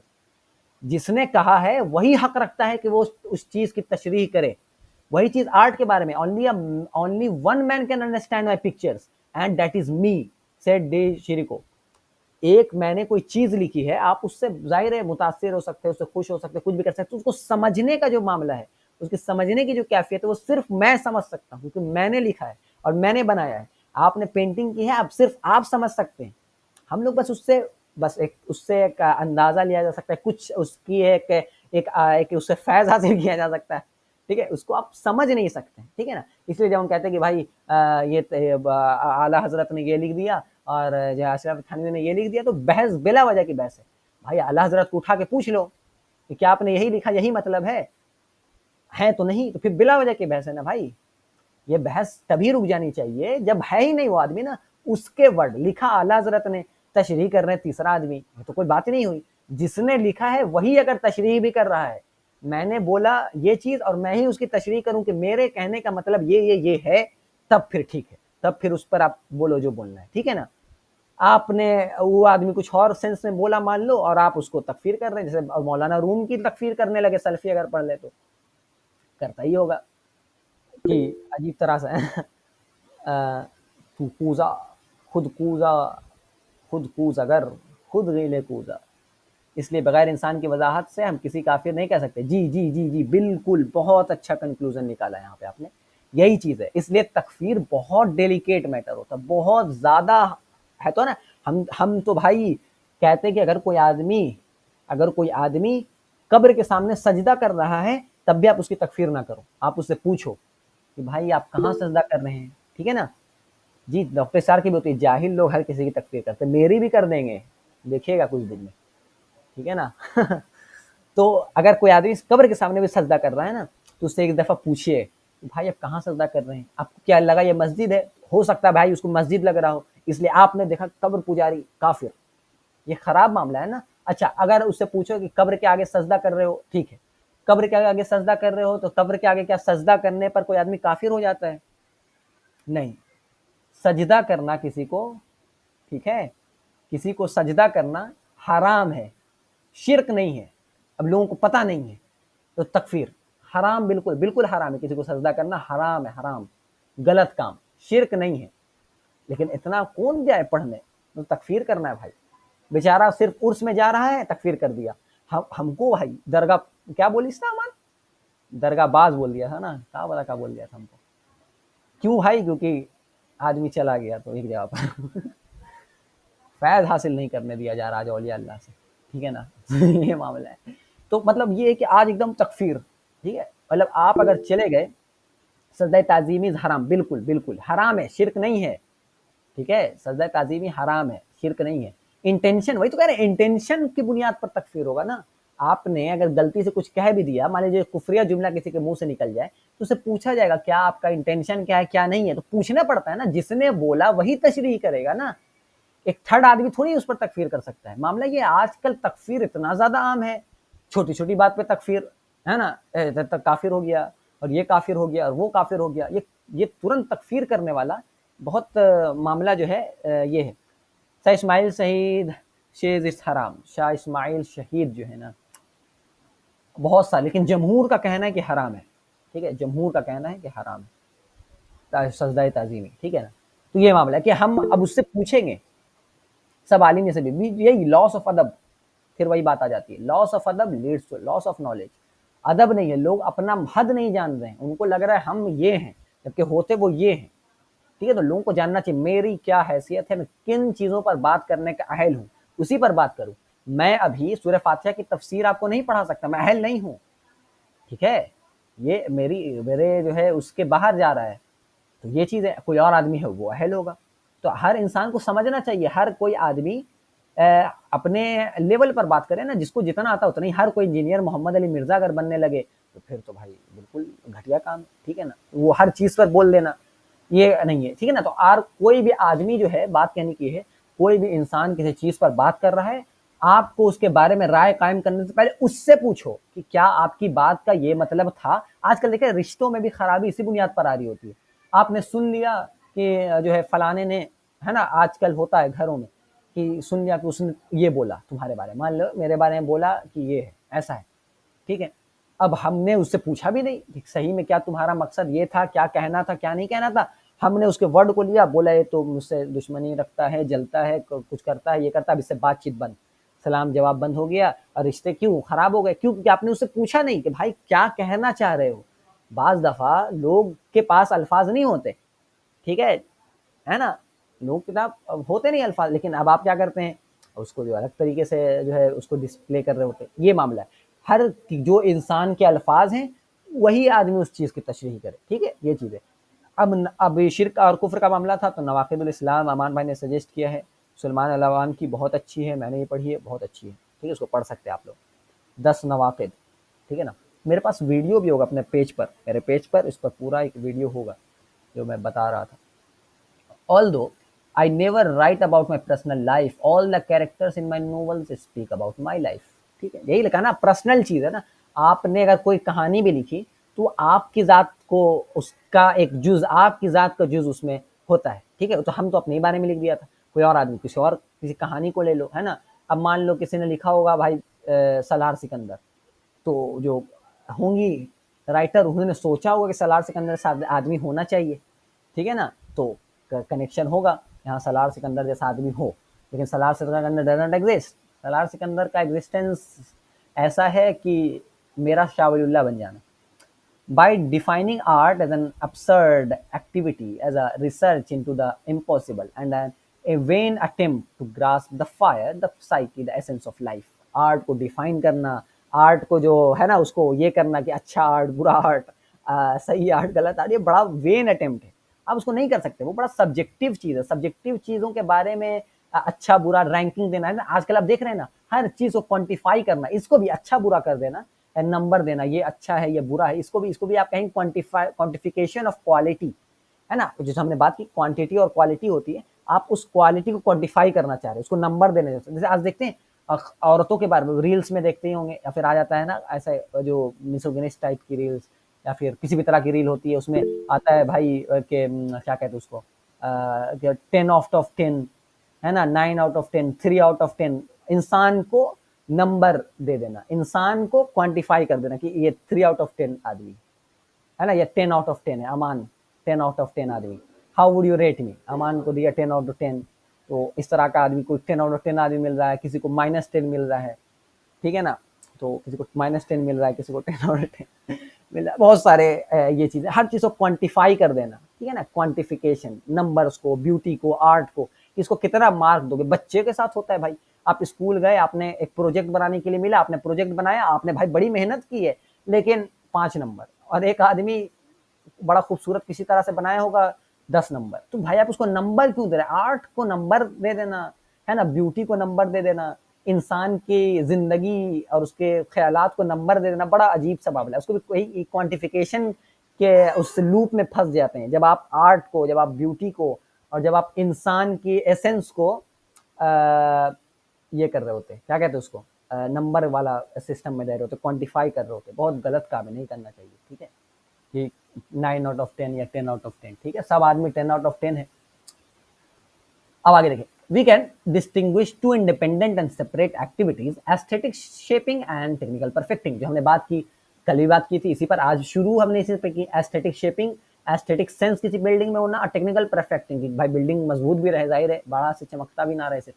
The one tends to fulfill man's inextricable desire for beauty, the other tends to meet man's need for function। ठीक बात है, आप घर बनाते हैं, आपका घर एक जो है बिना जो है कि पेंटिंग वाला भी हो सकता था, जिसमें सिर्फ ईंट होती, तो वो भी घर था, उसमें फंक्शन पूरा हो जा रहा था। लेकिन आपने उस पर जो है पेंट क्यों लगाया। ठीक है, आपने उसको पेंट क्यों किया, आपने उसको उसको खूबसूरत क्यों बनाया। क्योंकि इंसान चाहता है, जो शाह वलीउल्लाह की बात हमने की, है ना, शाह वलीउल्लाह की हमने बात की कि इंसान और जानवर फर्क वाली बात की, उसमें एस्थेटिक सेंस है। और अल्लाह ताला जमाल है, जो जमील है और जमाल को पसंद करता है, तो उसमें दिखता है कि आप भी खुद को खुशनुमा बनाना पसंद करता है। आप चाहते हैं कि मैं अच्छा दिखूं, मैं अच्छा लगूं, मैं 10 आउट ऑफ 10 बन जाऊं, है ना। लोग चाहते हैं, जाहिर है, हो चाहिए भी। Aesthetic designing tends toward diversity and individuality, technical perfecting tends toward uniformity and levelling. जब आप अपनी एस्थेटिक डिजाइनिंग को थोड़ा मौका देते हैं कि सबका फिर घर अलग अलग हो जाता है, किसी का लाल घर, किसी का पीला घर, किसी का नीला घर, किसी के घर में 2 पंखे, किसी के घर में 3 पंखे। लेकिन जब हम सिर्फ यूनिफॉर्मिटी की बात करने लगते हैं, जब हम टेक्निकल परफेक्टिंग और जो ब्रूटलिस्ट आर्किटेक्चर जो होता है, जो हमने कल देखा था यूएसएसआर की बिल्डिंग्स, ग्रे बिल्डिंग, आज तो हर कहीं दिख जाएगा भाई। बाहर अपने घर से निकले, अगर आप शहर में रहते हैं तो ठीक है, अगर आप शहर में रहते हैं, अपने घर से बाहर निकले, आपको दिख जाएगी एग्जाम्पल्स, आपकी खिड़की से बाहर देखें, एग्जाम्पल्स आपको दिख जाएंगे, वो वाले सब बिल्डिंग सेम तरीके के दिखते हैं। ठीक है, और आपको एस्थेटिक डिजाइनिंग देखनी है तो किसी गांव में आ जाए, वहां पे दिख जाएगा। एक झोपड़ी, 2 झोपड़ी, लेकिन दोनों झोपड़ी अलग अलग है। उस झोपड़ी का कुछ अलग उसमें तरीका है, उसमें कुछ और है, कुछ और तो फर्क आपको पता चल जाता है। ठीक है ना, तो वही जो हमने पहले ही बात की, जितनी रिलिजियोसिटी जो है वो inversely proportional to the largeness of city होती है। जितना ज्यादा शहर बड़ा होगा, उतनी ज्यादा दीनदारी कम होगी। ठीक है ना, इफ यू बिल्ड ऑनेस्टली ठीक है, one of the advocates of functionalism, a church must not be different from a factory. जाहिर सी बात है, दोनों का मकसद अगर टेक्निकलिटी है, दोनों का मकसद अगर अगर दोनों का मकसद सिर्फ और सिर्फ फंक्शन पूरा करना है, तो भाई एक जो है एक चर्च का दिखना और फैक्ट्री पे दिखने में कोई फर्क नहीं होना चाहिए। फैक्ट्री में देखते कोई देखा पेंटिंग वगैरह फैक्ट्री में बना हुआ नहीं, चर्च रहता भाई, एक करकट डाला, एयर फिल्टर उसका बाहर निकाला, उसका जो बाहर जहाँ से एयर पोल्यूशन हो रहा है, और बस बन गई। कोई पेंटिंग नहीं, धुआं से ब्लैक हो जाता है वो, तो उसका कोई जरूरत नहीं है, उसका मकसद है फंक्शन पूरा करना। तो जब अगर हम फंक्शन पर चीजों को तोड़ने लगे तो फिर चर्च भी उसी तरह में कर सकते हैं, चर्च को भी हम बिना पेंट वेंट के कर सकते हैं, ठीक है ना। इसलिए आप देखते हैं जो एस्थेटिक सेंस लोगों में जो होता है वो अच्छी मस्जिद होती है। एस्थेटिक सेंस वाले जो लोग होते हैं, मस्जिद बड़ी खूबसूरत होती है। खूबसूरत मस्जिद मतलब बड़ा एक खुशनुमा, उसमें नक्काशी है। और जैसे आप नदवा जाओ, दारुल उलूम नदवतुल उलमा, ठीक है, बहुत ज़बरदस्त, बहुत एकदम बेस्ट दिखता है, बहुत अच्छा दिखता है, बहुत मज़ेदार है, बार बार जाते हैं हम लोग बिलाल भाई के साथ। बिलाल भाई गए थे हमारे साथ कि नहीं आज तक, नहीं पता, हो सकता है एक दफ़ा गए होंगे एक दफ़ा शायद, या फिर नहीं पता। बिलाल भाई के साथ नहीं गए ना, दे देखो ये आदमी नहीं जाता है यार। तो बिलाल भाई के साथ इंशाल्लाह हम लोग जाएंगे कभी, तो बताएंगे बिलाल भाई को, ठीक है ना। तो ये बात है। तो बिलाल भाई कह रहा हूँ कि जो होता है अच्छी मस्जिद होती है, अच्छी दिखती है, नदवा अच्छी दिखती है ना। दारुल उलूम देवबंद की मस्जिद है, मस्जिद रशीदिया शायद कहलाती है वो बड़ी अच्छी दिखती है। एएमयू की मस्जिद, बार बार ये हजरत एएमयू इनको भाई ले लो यार, 4 दफ़ा लगता है, 2 दफ़ा बोल चुका आज ये। एएमयू की मस्जिद का ना, सर सैयद का आदमी कैसे सर सैयद को छोड़ दे, ठीक है ना, कैसे छूटे चमन के बुलबुल से, कैसे कैसे चमन के बुलबुल छोड़े अपने चमन को, नहीं हो सकता है। ठीक है हजरत, एएमयू की मस्जिद, ठीक है, बहुत खूबसूरत है, सही में अच्छी है, नहीं सही में अच्छी है, बहुत अच्छी, बहुत अच्छा लगा देख के, बहुत मज़ेदार था, बहुत ज़बरदस्त किस्म का था, अच्छा है, ठीक है। तो वो चीज़ है।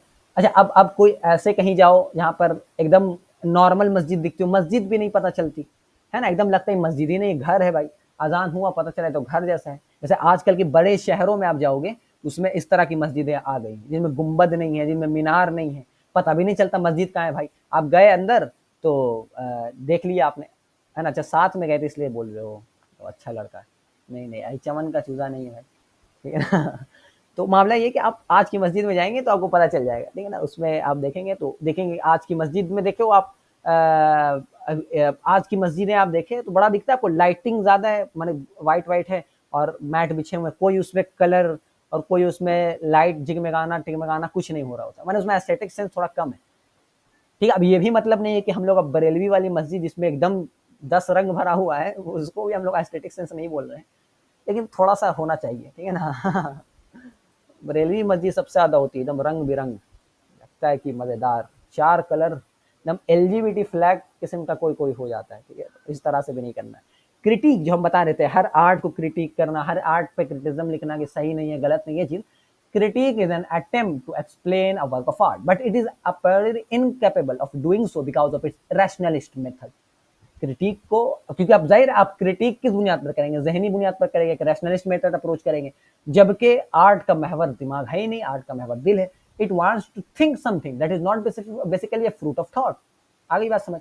क्रिटिक करना, क्रिटिक किल्स द वर्क, ठीक है। किसी चीज पर तनकीद लिखना, चीज पर नहीं, एक आप कोई भाई है ही एकेडमिक चीज, उस पर तनकीद तो बिल्कुल लिखा जाएगा, ठीक है, उस पर तनकीद होगी, लेकिन ऐसी चीज जो तनकीद का उसका मामला नहीं, आर्ट का मामला तनकीद पर नहीं होता है ना, वो सारी चीजें, उन चीजों के बारे में आप क्रिटिक लिखो कि ये ऐसा है और वो ऐसा नहीं, पसंदीदा वाला है ना, आपको पसंद नहीं होगा, किसी को पसंद होगा। जैसे हम कहते हैं पीरे कामिल हमें नहीं पसंद, किसी को हो सकता है भाई, उनका चॉइस है, किसी को नहीं पसंद होगा, ठीक है, नहीं है, ठीक ही ठाक। उसमें बहुत ज्यादा ही सलार सिकंदर एक अलग कैरेक्टर आ गया ना, तो वो चीज़ है। तकलीफ होती है तुझे, मिर्ची भी लगती है, जब 12वीं पे लाइटों पे गलियां भी सस्ती हैं, रियल, ठीक है ना। तो ये बात है, जलते हैं लोग यार, लाइट जलना चाहिए। ईद हो गई, 2 ईद हो गई है, एक और ईद आने वाली है, बड़ी ईद, ईद मिलादुन नबी। तो उस दिन होगा। तो सारी चीज़ें कि आर्ट आप देखें, है ना, आर्ट को ऐसा ऑडियंस चाहिए होता है जो अनक्रिटिकल हो, जो दिल से चीज़ों को ले, है ना, वो दिल पर ले। आर्ट भाई दिल का मामला है, दिल से आप देखते हैं, दिल की आंखों से देखते हैं। इश्क को दिल की आंखों से देखा जाता है, आंख की आंखों से नहीं देखा जाता। A critically disposed spectator will reduce a work of art to a series of facts and moral, but he will disregard the artist's intention, ठीक है। एक क्रिटिकल आदमी देखेगा, उसमें बोलेगा ये गलत है और वो गलत है। आर्टिस्ट जो बताना चाह रहा है वो असल होता है आर्ट। जो हमने बताया आर्ट का असल मतलब ही है जो आर्टिस्ट का इंटेंशन है, जो आर्टिस्ट के अपने ख्यालात हैं, वो असल आर्ट है। आप उसको बिला वजह उस पर कह रहे हैं ऐसा वैसा ऐसा, घटिया काम है, वो नहीं अच्छा रहता है, ठीक है ना। आपको करना चाहिए बेहतरीन तरीके से। आर्ट का मतलब है कि उसका जो बाहरी, जो उसके अंदर का आर्टिस्ट का जो इंटेंशन है, आर्टिस्ट असल आर्ट है, ठीक है ना। ये चीज देखें, and painter is not an intellectual. Painter जाहिर इंटेलेक्चुअल नहीं है, आपको पेंट लिखने के लिए कहाँ से इसको चाहिए, एक बच्चा को भेज दो, वो भी अच्छे से पेंटिंग कर देगा भाई। In painting intelligence is of no use, it is the light in the soul that is necessary, है ना। जबरदस्त बात। पेंटिंग करने के लिए इंटेलिजेंस की जरूरत नहीं है, नहीं तो फिर तो जहीन आदमी तो फिर ढेर सारी पेंटिंग बना रहा होता है कि नहीं। अगर होता तो भाई अल्बर्ट आइंस्टाइन पेंटर होते, अगर इंटेलिजेंस का मामला होता तो। अगर ऐसा मामला होता तो पेंटर होते ना जहीन आदमी, लेकिन नहीं है। वो असल में आपकी रूहानी, आपकी रूह में कितना ज्यादा ताकत है, उस बुनियाद पर आदमी जो है पेंटर बनता है। Painting appeals to the human emotions, one should always return to the sources, they are the purest and the truest. Our civilization is intellectualist, and an intellectual is far from understanding figurative art. बहुत अच्छी बात हो गई, आ गई बात समझ कि आज का जमाना जो बड़ा उस तरह का हो गया है, इंटेलेक्चुअलाइज कर रहा है चीजों को, बड़ा इंटेलेक्चुअल हो रहा है, तो वो समझ नहीं पाता आर्ट को। आप समझ नहीं सकते। तारे जमीन पे प्रोपेगेंडा, ये कैसा है भाई?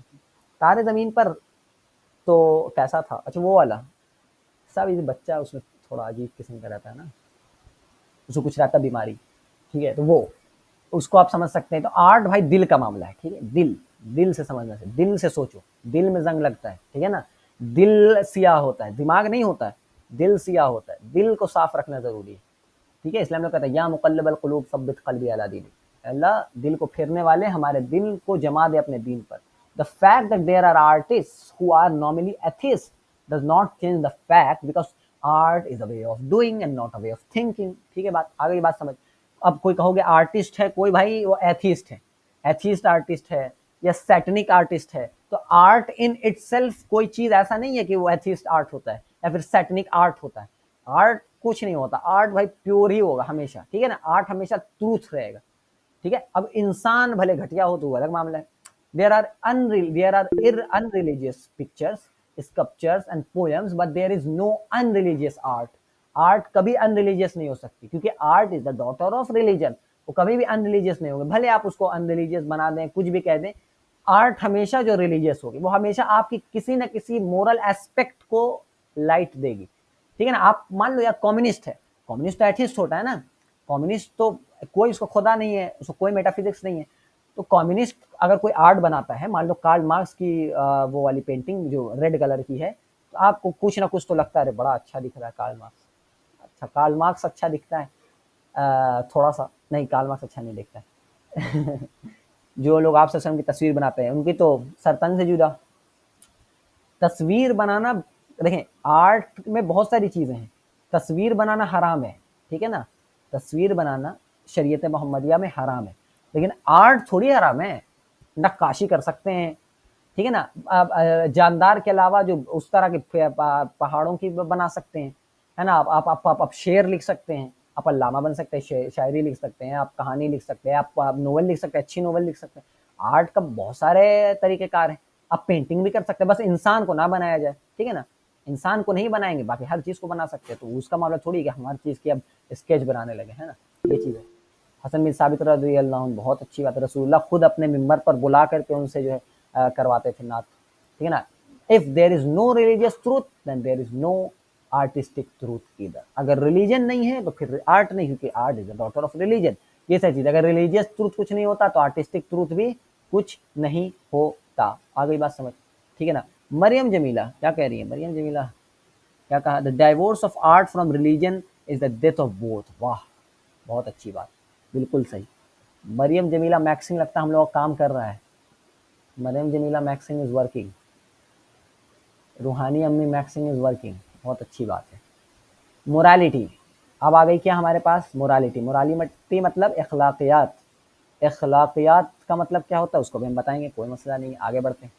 There are moral ethics but there is no moral atheism. आएगा बाद, आके ही आएगा बताते हैं।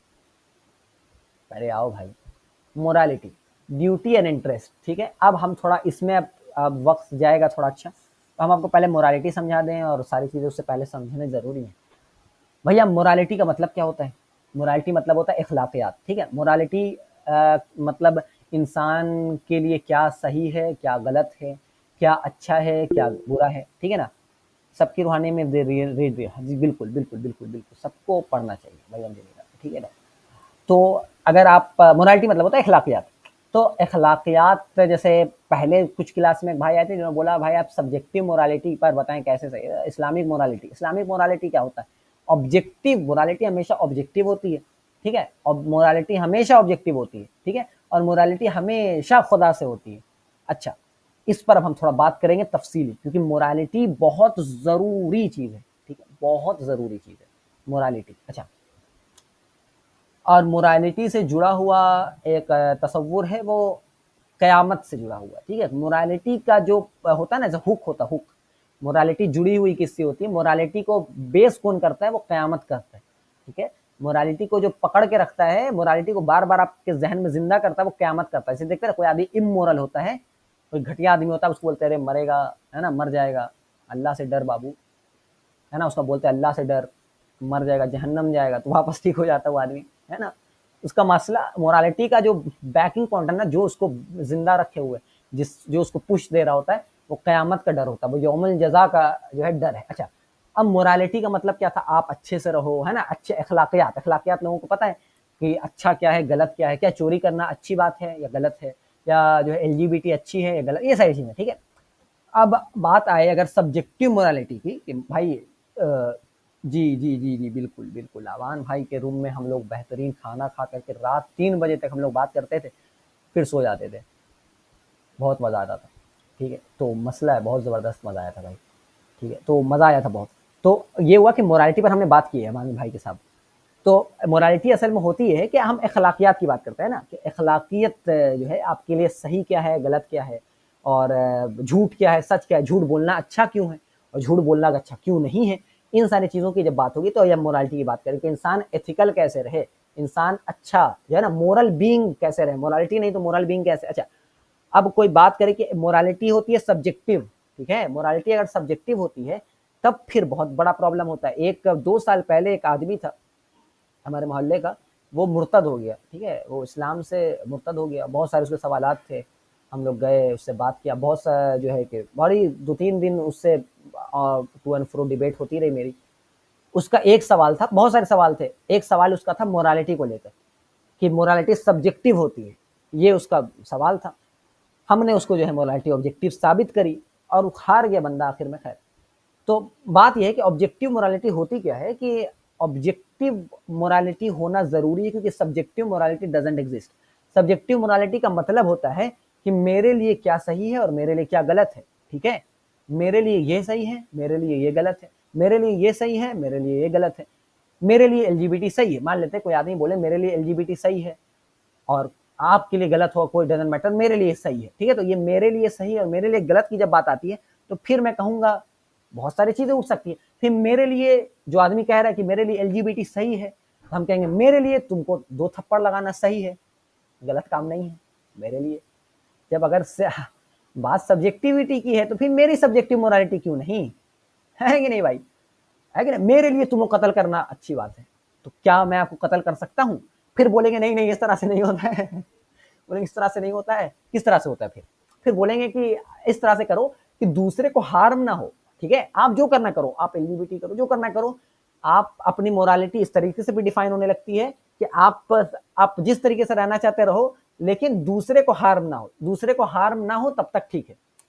दिक्कत ये है कि भाई ये भी फिर सब्जेक्टिव चीज है ना, कि दूसरे को हार्म ना हो तब तक ठीक है। आपका ये जुमला बोलना कि दूसरे को हार्म ना हो तब तक ठीक है, यही मुझे हार्म करता है। ये आपके मुंह से ये जुमला निकला, मुझे दुख हो गया भाई। आपके मुंह से जुमला निकला, मुझे बहुत दर्द दिया। तो क्या अब मुझे आपको अब मारना ठीक है? है कि नहीं बात? आपका कहना था कि आपकी मोरालिटी तब तक है कि जब तक दूसरे को हार्म ना हो। आपके यहाँ यह बात बोलना ही मुझे हार्म कर गया, मुझे बहुत बुरा लगा। तो क्या अब मैं आपको एक थप्पड़ लगा सकता हूँ जोर से? सब्जेक्टिव मोरालिटी फालतू होता है, ठीक है? बड़ा अजीब है ना, ठीक है ना? वो भी तो एक ऑब्जेक्टिव स्टैंड, क्योंकि अगला कह रहा है कि ऐसे करो, वही ना, वो ऑब्जेक्टिव सब्जेक्टिव मोरालिटी वाला कोई चीज खड़ा ही नहीं हो सकता है। अगर इंसान सब्जेक्टिव मोरालिटी पर आ जाए ना, फिर हॉर्न बजाना गुनाह है।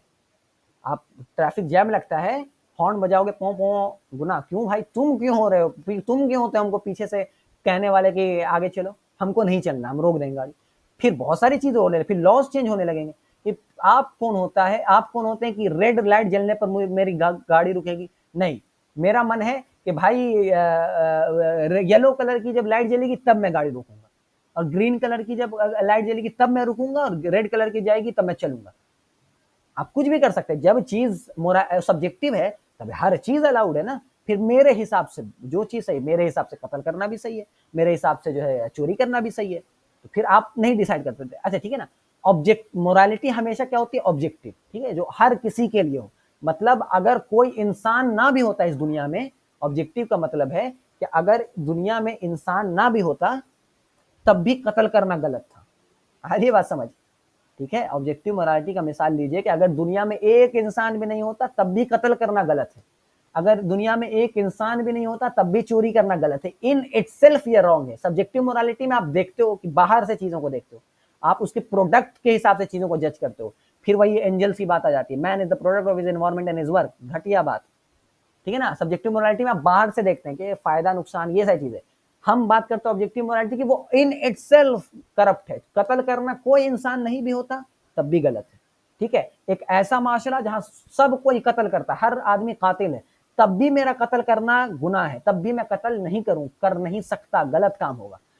एक डकैत का मोहल्ला जहां हर कोई डकैत है, हर कोई चोर है, तब भी मेरा चोरी करना गलत है। अरे ये बात समझ, ये होती है मोरालिटी ऑब्जेक्टिव, इन इटसेल्फ वो गलत होती है। आप उसके लिए कोई जवाब नहीं निकाल सकते कि ये यहाँ पर वहां पर कुछ नहीं, गलत है मतलब गलत है, हर जगह पर गलत है, यहाँ भी गलत है, वहां भी गलत है, हर किसी के लिए गलत है। चोरी करना हर किसी के लिए गलत है, शराब पीना हर किसी के लिए गलत है, ये चीज है, ठीक है ना।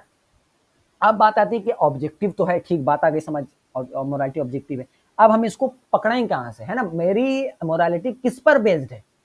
आपने मान लिया ठीक है ऑब्जेक्टिव मोरालिटी है, वो जो हम जिससे जो एथीस्ट आदमी था, अब अल्हम्दुलिल्लाह इस्लाम ला दिया उसने, जब बातें उसको समझ में आई और अल्लाह ने उसके लिए दीन आसान किया, वाजे किया, तो वापस कलमा तैयबा पढ़ लिया उसने। खैर, तो उसका भी वही सवाल था। चलो ऑब्जेक्टिव है, लेकिन ऑब्जेक्टिव है तो माशरे पर डिपेंड है, ठीक है ना। ऑब्जेक्टिव है तो माशरा बताएगा क्या है क्या नहीं, ठीक है, माशरे पर डिपेंड हो गया, एक इंसान से हट करके अब उस माशरे पर आ गया। हम कहते हैं कि मोरालिटी असल में खुदा बताता है, अल्लाह और उसका रसूल सोर्स ऑफ मोरालिटी है, ठीक है। रिलीजन सोर्स ऑफ मोरालिटी है, ठीक है।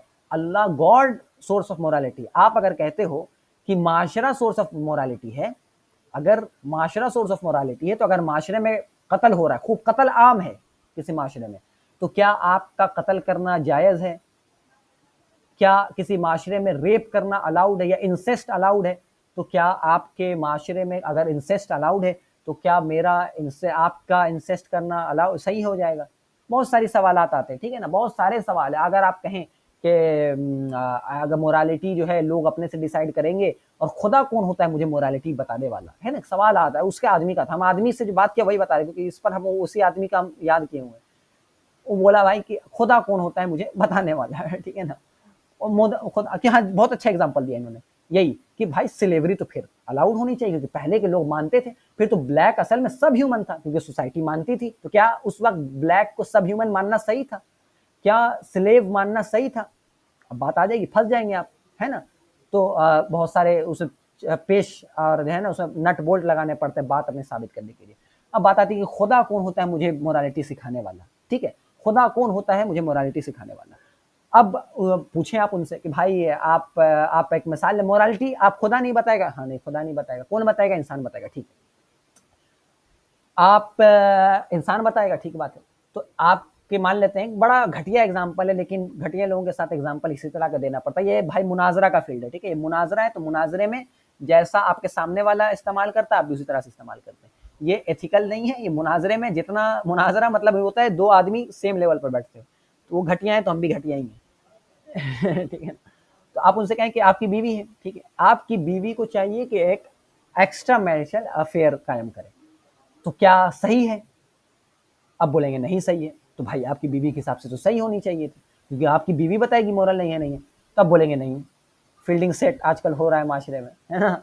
तो आप बोलेंगे नहीं गलत है, तो आपके लिए गलत, आपकी बीवी के लिए सही है, ठीक है। अच्छा आप बोलो आपकी एक छोटी बहन है जिसका उम्र है मान लो 10 साल या 11 साल, और वो किसी बूढ़े आदमी के साथ जिसका उम्र है 70 साल उसके साथ रहना चाहती है, उसके साथ लिव इन में रहना चाहती है, तो क्या आप उसको कहोगे हाँ ठीक है क्योंकि तुम्हारी तुम्हारी पसंद, तुम्हारे लिए सही गलत बाबू तुम जानो, आप ऐसा करोगे?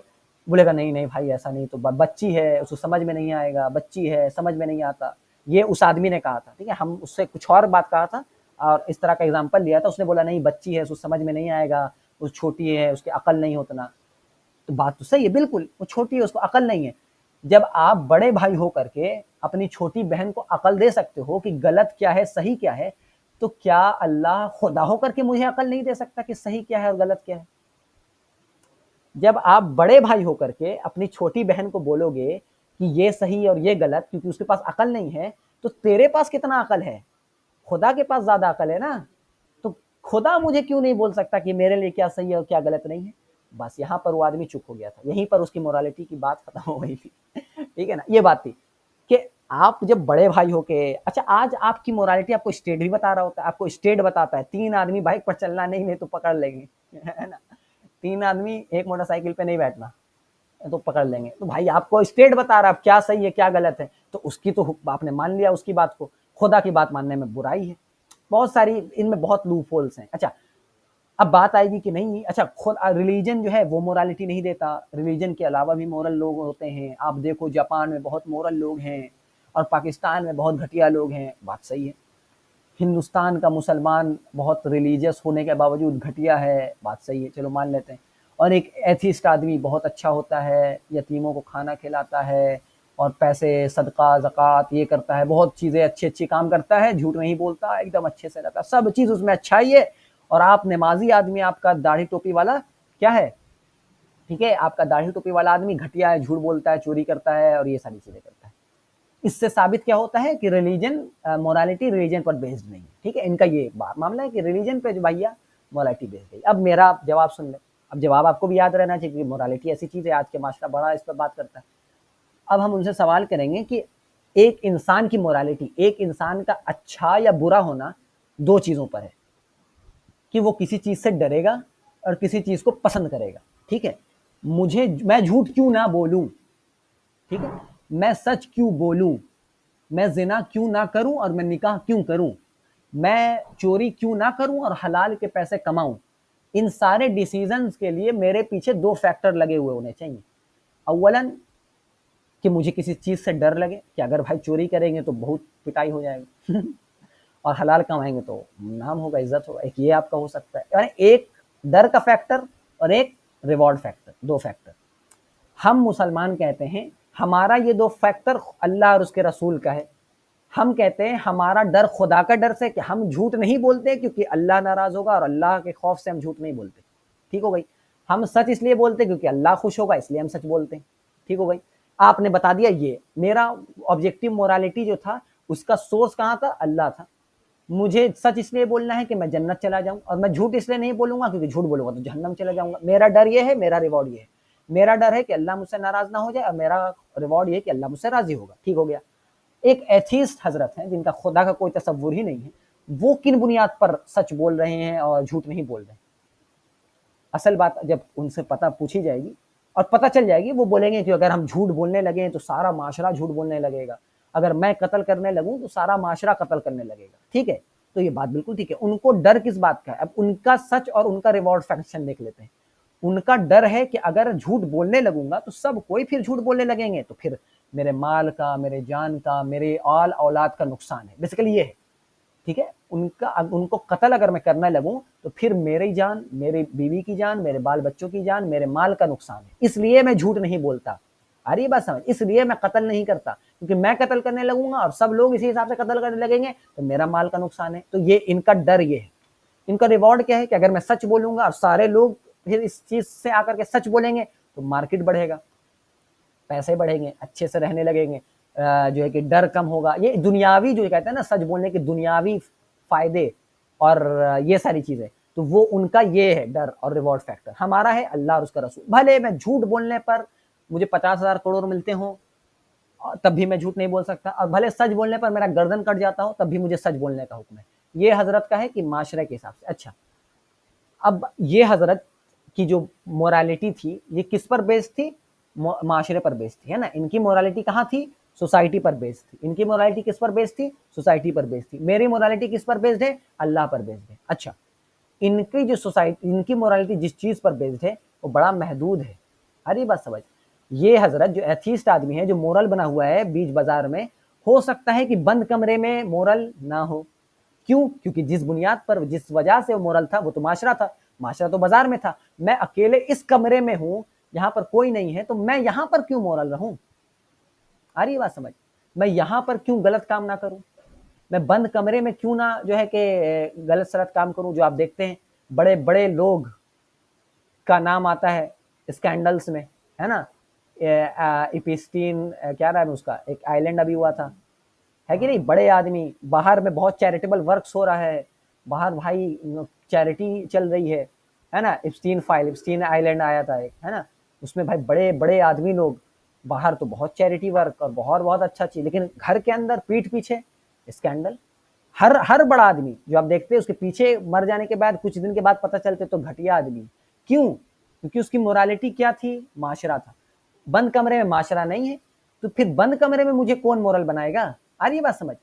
फिर मैं बीच बाजार में तो सच बोलूंगा, लेकिन बंद कमरे में मैं सच बोलूं ना बोलूं, इसकी कौन, उसकी कौन चीज है? गांधी की बहुत सारे स्कैंडल्स आपके सामने आ जाते हैं, है कि नहीं। ये सारी चीजें कहां से आती हैं? क्योंकि आपने अपनी मोरालिटी खुदा पर बेस्ड नहीं की, आपने किस पर बेस्ड की? इस इन चीजों चीजों पर, ठीक है ना। इन सारी चीजों पर आपने बेस्ड की। अब बंद कमरे में जरूरी नहीं आप मोरल रहोगे। अच्छा, मैं जो हूं, मैं जिसकी मोरालिटी खुदा पर बेस्ड थी, वो भैया हर वक्त उसको मोरल रहना पड़ेगा, क्योंकि खुदा बीच बाजार में भी है और खुदा मेरे इस बंद कमरे में भी है। माशरा आपका सिर्फ बीच बाजार में था, बंद कमरे में नहीं था, तो आप बाहर तो बहुत अच्छे बन रहे थे, अंदर आप जरूरी नहीं हो, आपके पास कोई लाइबिलिटी नहीं है, आपके लिए कोई जरूरी नहीं है कि आप अच्छे इंसान बनो। बंद कमरे में आप मारते होंगे, किसी जानवर को कत्ल कर देते होंगे, किसी कत्ल करके रख दिया, कोई जरूरी नहीं है, आपको बुरा भी नहीं लगता होगा। लेकिन मेरा क्योंकि मोरालिटी गॉड बेस्ड है, तब भाई, तब तो मेरा खुदा तो मेरे बंद कमरे में भी देख रहा है, तब तो रात के अंधेरे में भी मुझे मोरल रहना है और दिन के उजाले में भी मुझे मोरल रहना है। आ रही बात समझ? आ रही बात समझ। डोमेस्टिक वायलेंस, अमान साहब इसके कायल नहीं है, ठीक है ना। तो ये बात है, क्यों ये मामला। अच्छा, अब बात इनका डर जो था, जो एथीस्ट मोरल थे, जो मोरल एथीस्ट थे जिनको आप कहें, इनका डर क्या था? कि माशरा हमें जो है, मेरे माल जान आल औलाद का नुकसान ना होने लगे, इसलिए मोरल थे।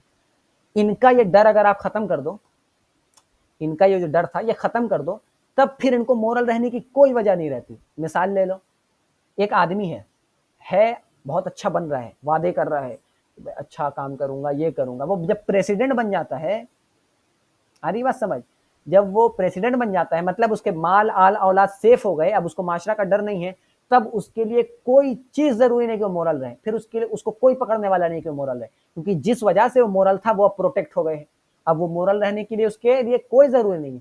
जितना बड़ा नेता उतना ज्यादा करप्ट, आपको पता है, दिखता है आपके माशरे में। एक लोकल नेता है ना, आपका आपका वार्ड परिषद होगा कोई, जब नेता नहीं बना है तब तक हम ये मस्जिद में चंदा करवाओ और ये करवाओ, और जो है ना शब कदर के दिन खूब जो है मिठाई बिक रही है और ये हो रहा है। जैसे ही नेता बना वो आदमी, सबसे पहले जैसे ही नेता बना, मस्जिद ही के इलेक्ट्रिक बिल पर कार्रवाई करना शुरू। क्यों? क्योंकि उसकी मोरालिटी माशरे पर थी, और क्योंकि अब वो अच्छा आदमी बन गया है, अब उसकी जो माल आल औलाद क्या है, सेफ हो गई, उसकी माल आल औलाद सेफ हो गई, अब उसको मोरल बनने की कोई वजह ही बाकी नहीं रही। अब वो क्यों मोरल रहे?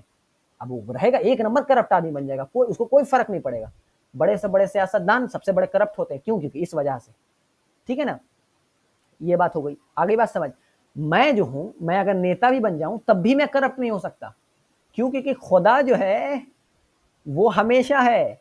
आ रही बात समझ, मतलब मेरे सांस निकलने तक तक तक तक तक गॉड सीज, तो हमको हमेशा ही मोरल रहना पड़ेगा। इसलिए आप देखते हैं कि उमर रदी अल्लाह अन्हु खलीफा बनते हैं तो और बेहतरीन आदमी बन जाते हैं और उनमें मोरालिटी आ जाती है।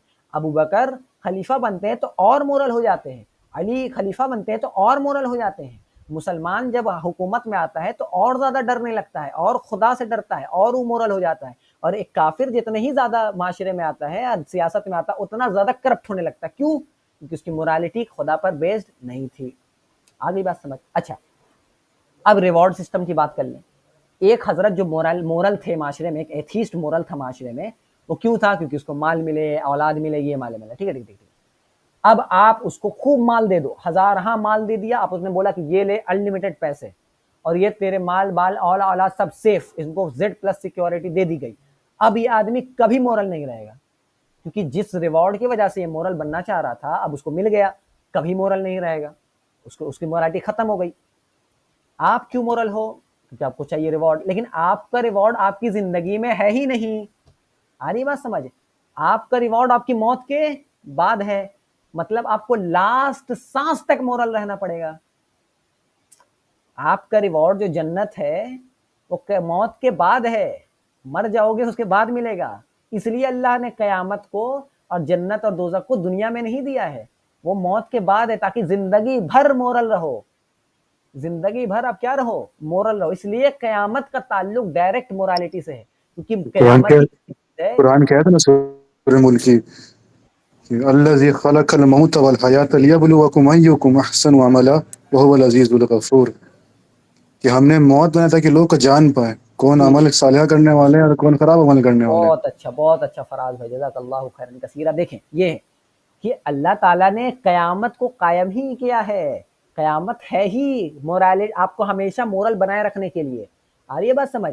कयामत का डायरेक्ट ताल्लुक मोरालिटी से है, डायरेक्ट ताल्लुक मोरालिटी से कयामत का। इसलिए आप देखें यौमुल जज़ा पर अल्लाह ताला सूरह बकरा, पहले अपना कुरान खोलें, पेज नंबर 1 सूरह फातिहा है, पेज नंबर 2 सूरह बकरा शुरू होता है। पहला शुरू होता है औज़ु बिल्लाहि मिनश शैतानिर रजीम बिस्मिल्लाहिर रहमानिर रहीम अलिफ लाम मीम ज़ालिकल किताबु ला रैब फीहि हुदल लिल मुत्तक़ीन। ठीक है, अलिफ लाम मीम, ये किताब है जिसमें कोई भी जो है एक भी उसमें कहीं टेढ़पन नहीं है। ठीक है, हुदल लिल मुत्तक़ीन, मुत्तक़ीन मुत्तक़ियों के लिए हिदायत है। मुत्तक़ी कौन होते हैं? हक परस्त लोगों के लिए हिदायत है। ठीक है, हक परस्तों के लिए हिदायत है। हुदल लिल मुत्तक़ीन, मुत्तक़ीन का अल्लाह ताला बता रहा है क्या है मुत्तक़ीन का तरीक़ाकार, मुत्तक़ीन के कैरेक्टरिस्टिक्स क्या है। हुदल लिल मुत्तक़ीन अल्लज़ीना युमिनूना बिमा उनज़िला इलैका व मा उनज़िला मिन क़ब्लिका व बिल आखिरति हुम यूक़िनून। ठीक है, इस तरह का है। या फिर मिस्टेक कर रहे हैं हम, अल्लज़ीना युमिनूना, अल्लज़ीना युमिनून, आप वर्ड सिर्फ देखें मेरा, वो तो हो जाएगा, वर्ड आप पकड़ें। अल्लज़ीना युमिनूना, युमिनून, युमिनून ईमान लाते हैं। ठीक है ना, क्या करते हैं? ईमान लाते हैं। अल्लज़ीना युमिनूना बिलग़ैबि व युक़ीमूनस्सलाता व मिम्मा रज़क़नाहुम युनफ़िक़ून, जो भी है। अब पहले तो अल्लज़ीना युमिनूना बिमा उनज़िला इलैका व मा उनज़िला मिन क़ब्लिका व बिल आखिरति हुम यूक़िनून, भूल रहे हैं हम यार, जो भी है, आपको आप वर्ड पकड़े। अल्लज़ीना युमिनून, ईमान लाते हैं। ठीक है, क्या करते हैं? ईमान लाते हैं। किस पर ईमान लाते हैं? अल्लाह पर, अल्लज़ीना आमनू, ईमान लाते हैं अल्लाह पर, फरिश्तों पर, मलाइका पर, और बहुत सारी चीज़ों पर, है ना। अल्लज़ीना युमिनूना बिमा उनज़िला इलैका व मा उनज़िला मिन क़ब्लिक, उन चीज़ों पर ईमान लाते हैं जो पहले जो किताबें आप पर नाज़िल हुई और जो अभी आप पर किताबें नाज़िल हुई, है ना, जो आपके नबी पर किताबें नाज़िल हो रही हैं, ये सब पर ईमान लाना है। ठीक है, ये सब चीज़ों पर क्या लाना है? ईमान लाना। ईमान लाया, ठीक है, आपने सारी चीज़ों पर अल्लाह ताला कह रहा है ईमान लाओ। लास्ट पढ़ो, लास्ट क्या आता है? अल्लज़ीना युमिनूना बिमा उनज़िला इलैका व मा उनज़िला मिन क़ब्लिक व बिल आखिरति हुम यूक़िनून, व बिल आखिरति हुम यूक़िनून, और क़यामत पर क्या रखते हैं? यकीन रखते हैं। आ रही बात समझ? क़यामत पर क्या रखते हैं? यकीन, ईक़ान है, ऊपर में ईमान है, ईमान लाते हैं। और व बिल आखिरति हुम यूक़िनून, और क़यामत पर क्या रखते हैं? यकीन रखते हैं। यकीन उससे भी अव्वल लेवल चीज़ है, यकीन उससे भी हायर है, क्योंकि ईमान अगर आपका थोड़ा बहुत डैमेज, मतलब एक मान लो अल्लाह उतना आपके ज़हन में नहीं है, आप में तक़वा उतना ज़्यादा नहीं है, तो आप बहुत ज़्यादा लॉस नहीं करोगे। ठीक है, आप नमाज़ भूल जाता है इंसान कई दफ़ा, कम हो गया, बढ़ जाएगा, ईमान घटता बढ़ता रहेगा। ठीक है, ईमान क्या होता है? घटता बढ़ता है ना, हम लोग जामी, हम लोग नहीं है ना भाई हम लोग मुर्गी थोड़ी है। ईमान क्या करता है? घटता बढ़ता रहता है। तो ईमान घट जाएगा, बढ़ जाएगा, ठीक है। लेकिन आखिरत पर यकीन का मुतालबा है, वो हमेशा ज़हन पे रहना चाहिए। यकीन, उस पे नहीं घटाओ बढ़ाओ। वो क्यों यकीन? क्योंकि अगर क़यामत पर यकीन घटने बढ़ने लगेगा, आपकी मोरालिटी घटने बढ़ने लगेगी, और मोरल इंसान का होना पहला, सबसे पहला फ़रीज़ा है कि वो मोरल हो। सबसे पहला फ़रीज़ा है कि वो अखलाकी हो, वो अखलाकमंद इंसान हो। तो अगर वो क़यामत को अपने ज़हन में नहीं रखेगा, हम वक़्त, हर वक़्त उसके ज़हन में क़यामत नहीं है, अगर वो क़यामत पर ईकान नहीं लाया, ईमान यकीन नहीं रखता, तो फिर मोरल नहीं रहेगा।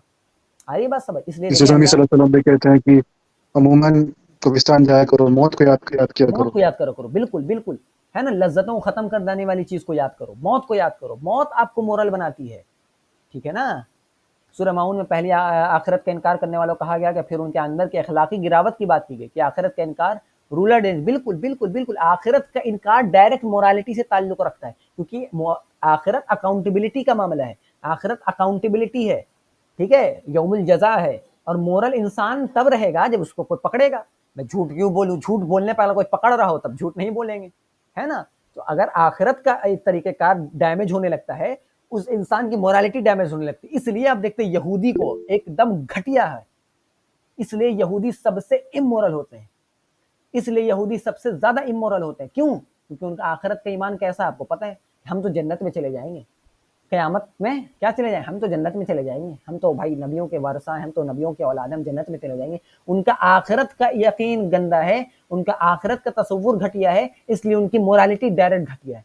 हिंदू को देख लो, हिंदू का क्या है भैया, 5 दफा जन्म लेना है, 7 दफा जन्म लेना है, मतलब अकाउंटेबिलिटी अभी नहीं आनी, घटिया बना हुआ है आदमी। उसको मोरल बनने के लिए कोई चीज कम उसको पकड़ नहीं करेगी। लेकिन मेरी जिंदगी एक है, मुसलमान को पता एक ही दफा मरना है, एक ही दफा अल्लाह ताला फिर उठा लेगा, फिर पूछेगा, इसलिए हमको मोरल रहना है। आ रही है बात समझ। इसलिए जो आदमी इमोरल है, कोई मुसलमान आदमी अगर इमोरल है, गलत हरकत कर रहा है, गलत सलत बात कर रहा है, घटिया उसमें अखलाकी गिरावट है, अखलाकी पस्ती में मुब्तला है, आप उसको कयामत का डर दिखाएंगे, आप उसको बोलेंगे भाई कयामत आएगी, अल्लाह पूछेगा, डराओ उसको अल्लाह से, अल्लाह और कयामत और जन्नत और दोजख से उसके बारे में बताएंगे, तब देखते हैं वो अखलाक इंसान बन जाता है, अखलाकी इंसान बन जाता है। क्यों? क्योंकि उसकी मोरालिटी अल्लाह और उसके रसूल पर बेस्ड है। एथीस्ट की मोरालिटी अल्लाह और उसके रसूल पर बेस्ड नहीं है, इसलिए वो हमेशा फ्लक्चुएट करती रहती है। कभी वो बहुत बड़ा जो है चैरिटी देने वाला इंसान है, और पीठ पीछे जो है कि पीडोफाइल है। आ रही बात समझ। ये है मोरालिटी का मामला, कि मोरालिटी हमेशा खुदा पर बेस्ड होगी और रिलीजन पर बेस्ड होगी। Without religion there is not morality. Morality का तस्वुर ही बातिल है, रिलीजन नहीं है तो मोरालिटी नहीं है। तुम्हारे कहना मौत नसीहत के लिए काफी है, बिल्कुल बिल्कुल भाई, मौत बहुत जरूरी है। इसलिए देखते हैं आप कोई आदमी गलत सलत बात करे, आपको डराना है, और कहते हैं ना सलफ में, कोई आदमी अगर किसी को कह जाता था इत्तक़ल्लाह, अल्लाह से डरो, बस उसके पसीने छूटने लगते थे कि अल्लाह से डरो, मतलब उसको याद आ गया, क़यामत उसके जहन में ताज़ा हो गया, अब उसको मोरल रहना है, ठीक है ना। तो ये इसलिए हम खुदा के अपने जहन में ताज़ा रखते हैं, खुदा की याद और क़यामत को, कि आएगी, पूछा जाएगा। और क़यामत ऐसी चीज़ है आपके दुख को भी ख़त्म कर देता है, कि दुख है कोई बात नहीं, क़यामत आ जाएगी, ख़त्म हो जाएगा, हर चीज़ फ़ना हो जाएगी, सिर्फ अल्लाह की ज़ात बाकी रह जाएगी। इसलिए है ना अपने, है ना, हर सब फना हो जाएगा, काफिले सब हश्र तक, बस नाते क्या है, नाम हजरत का जबानों पर, अरे यार भूल गया, नात हजरत का जबानों पर रह जाएगा, है ना, कोई गुल बाकी रहेगा ना चमन रह जाएगा, सिर्फ रसूल अल्लाह का दीन हसन रह जाएगा, है ना। बस सब चीज़ ख़त्म हो जाएगी, सारे आपके दुख तकलीफ, सारी आपकी जो ख्वाहिशात और आपके ड्रीम्स, आपके गोल्स, और ये अच्छा हो जाता, आपके विशेज़, आपके इंटरेस्ट, आपके डर, आपके खौफ, सब ख़त्म हो जाएगा, और बस अल्लाह का दीन बाकी रह जाएगा। और वही ये बात है, सब ख़त्म हो जाएगा, नबी का दीन, दीन हसन बाकी रह जाएगा, अल्लाह बाकी रह जाएगा, हक़ अकेला बाकी रह जाएगा, ठीक है ना। सब फना हो जाएगा, बस दीन गालिब आ जाएगा और अल्लाह बाकी रह जाएगा। फिर पूछा जाएगा क्या करते थे क्या नहीं करते थे। आ गई बात समझ। आज के लिए इतना ही, कल हम लोग इस चैप्टर को शुरू करेंगे, मोरालिटी को। किसी कोई सवाल हो तो पूछ लें, किसी को कोई सवाल हो तो पूछ सकते हैं। और असाइनमेंट ऑफ द डे क्या है अमान हजरत? मोरालिटी से रिलेटेड कुछ बताऊं? मोरालिटी पर क्या हम लोग दे सकते हैं भाई? मोरालिटी पर क्या दे सकते हैं हम लोग? हम्म, पिछले चैप्टर से हमने क्या सीखा? हाँ ये हो सकता है ना, या तो ये हो आर्टिस्ट वाला। सकता है कि हाउ, मतलब क्या नाम है, वाई लास्ट मोरालिटी जो सब्जेक्टिव, मोरालिटी सब्जेक्टिव नहीं है, why morality is objective. Morality objective होती है, और इस पर हमने डेथ बात कर चुके हैं, तो इस पर डेथ अब कोई सवाल और पूछ। क्या नाम है, आखिरत का खौफ कैसे आपकी लाइफ को शेप करता है। हाँ ये अच्छा सवाल दिया, आखिरत का खौफ कैसे लाइफ को शेप करता है। ठीक है, असाइनमेंट के लिए उसको छोड़े, वो बड़ा अजीब दूसरे लाइन में जा रहा है। असाइनमेंट रहेगा कि आखिरत का खौफ कैसे आपकी ज़िंदगी को शेप करता है। तो इसके लिए अगर किसी को कुछ पढ़ना हो, बेहतरीन चीट आपको दे रहे हैं, जब ज़िंदगी शुरू होगी, अबू यहिया की है, बहुत अच्छी, उसमें क़यामत के बारे में बड़ा तफसील से जो है ना उसमें ज़िक्र किया हुआ है। जब ज़िंदगी शुरू होगी उसको पढ़िएगा, आपकी ज़िंदगी तुरंत पता चल जाएगा, बाप रे बाप कितना डर लगता है और लोगों को किस तरीके से, है ना, रहना चाहिए। ये चीज़ है। ऑडियो बुक भी है, बिल्कुल बिल्कुल, ऑडियो बुक भी मौजूद है यूट्यूब पर, आप उसको देख सकते हैं। जब ज़िंदगी शुरू होगी, है ना। कंक्लूज़न के लिए बोल रही हैं क्या? हाँ, कंक्लूज़न भी आप जो भी कर सकते हैं आप। देखिए, एक तो होगा कंक्लूज़न वाला, वो तो रहेगा ही हमेशा। 2 हमेशा अमान साहब क्वेश्चन डालते हैं, आपने देखा है। भले कोई अमान साहब हमेशा 2 क्वेश्चन डालते हैं। क्या? मतलब नहीं समझा पिछले मैं। चैप्टर से हमने क्या सीखा, अच्छा, मुख्तसर क्या से बता दे सीखा? क्या कंक्लूजन। सीखा? अच्छा, ऐसे। कोई मसला नहीं, पूछ रहा हूँ, बता रहा हूँ। पिछले चैप्टर से हमने ये सीखा, पिछले चैप्टर से हमने ये सीखा कि आर्ट रीजन का पहलू है, और ऐसा आज का मटेरियलिस्टिक दुनिया, मटेरियलिस्टिक सोसाइटी जो आर्ट को दबा रही है, आर्ट को खत्म कर रही है और एक मोनोटोमी क्रिएट करना चाह रही है, एक ग्रेनेस फैलाना चाह रही है। असल में सिर्फ ग्रेनेस नहीं फैला रही, वो लोगों की रूहानियत पर भी असरअंदाज हो रहा है, लोगों की रिलीजियोसिटी पर भी उसका डायरेक्ट इफेक्ट है। आ रही बात समझ? आपकी क्रिएटिविटी खत्म हो रही है। एजुकेशन जो है आपकी क्रिएटिविटी को खत्म कर रहा है, मतलब खुदा से जुड़ने की चीजों को आपको रोका जा रहा है। आर्ट को रोकना खुदा के करीब जाने की चीजों को रोकने का मुतरादिफ उसके मुकाबिल है। ठीक है, तो ये चीज हमने सीखा कि आर्ट का ताल्लुक डायरेक्ट क्रिएशन से है, इंसान भी क्रिएट करता है। और साइंस का इतना ज्यादा फैलाव और साइंस को इतना ज्यादा बनाना कि साइंस साइंस साइंस साइंस, ये आपकी रिलीजियोसिटी पर असर करता है कि आप हर चीज को आम आम देखना शुरू करते हैं, क्योंकि साइंस आपको खास खास करके बताता है ना। और आप नोवेल पढ़ते हैं तो उससे आप में एक चीजें पैदा होती हैं, रूहानियत, और एक आप उसमें एक आप समझिए एक अच्छे इंसान बनते हैं, ठीक है ना। एक नरम दिल के इंसान होते हैं जो इस चीजों को पढ़ रहा होता है। उसमें एक रहता है कि नहीं, लोगों का, दूसरे लोगों का भी नजरिया जानने की एक सलाहियत होती है। एक आदमी को नोवेल पढ़ता हो, उसको पता है कि दूसरे इंसान भी किस तरीके से सोचेंगे, उनकी उनकी उनके जगह पर मैं रहता तो क्या सोचता, वो दूसरे के लिए थोड़ा हमदर्दी का मामला रखते हैं। एक साइंस वाला इंसान सब चीजों को नॉर्मल देख रहा है, वो बस प्रोज एंड कॉन्स में देख रहा है, वो प्रॉफिट एंड लॉस में चीजों को देख रहा है, ठीक है ना। एक उस तरह का इंसान जो आर्टिस्ट नहीं है, वो चीजों को प्रॉफिट एंड लॉस में तोड़ के देख रहा है। और एक आदमी जो आर्टिस्ट है, जो थोड़ा दिल में उसमें नरमी रहेगी, देखेंगे आर्टिस्ट के दिल में नरमी रहती है, वो चीजों को बड़ा एक अच्छे नजर से देखते हैं, नरमी रहती है। इसलिए हम वही सारी चीजें आपने सीखी, आप उसको और भी बहुत सारी चीजें आप उससे कंक्लूड कर सकते हैं, ठीक है। और कुछ?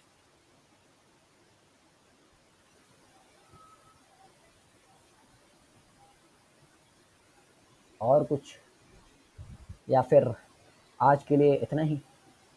ठीक है, आज के लिए जो है इतना ही रहेगा। इंशाअल्लाह कल हम लोग मोरालिटी के शुरू से बात करेंगे और बहुत बेहतरीन तरीके से बात करेंगे और मज़ा आएगा, बहुत अच्छे से आएगा मज़ा। ठीक है, तो इंशाअल्लाह ताला कल हम लोग जो है उस पर बात कर लेते हैं, ठीक है। तो चलिए फिर रिकॉर्डिंग बंद कर दूँ? चलो ठीक है, रिकॉर्डिंग बंद कर देता हूँ। अस्सलामु अलैकुम रहमतुल्लाह व बरकातुहू।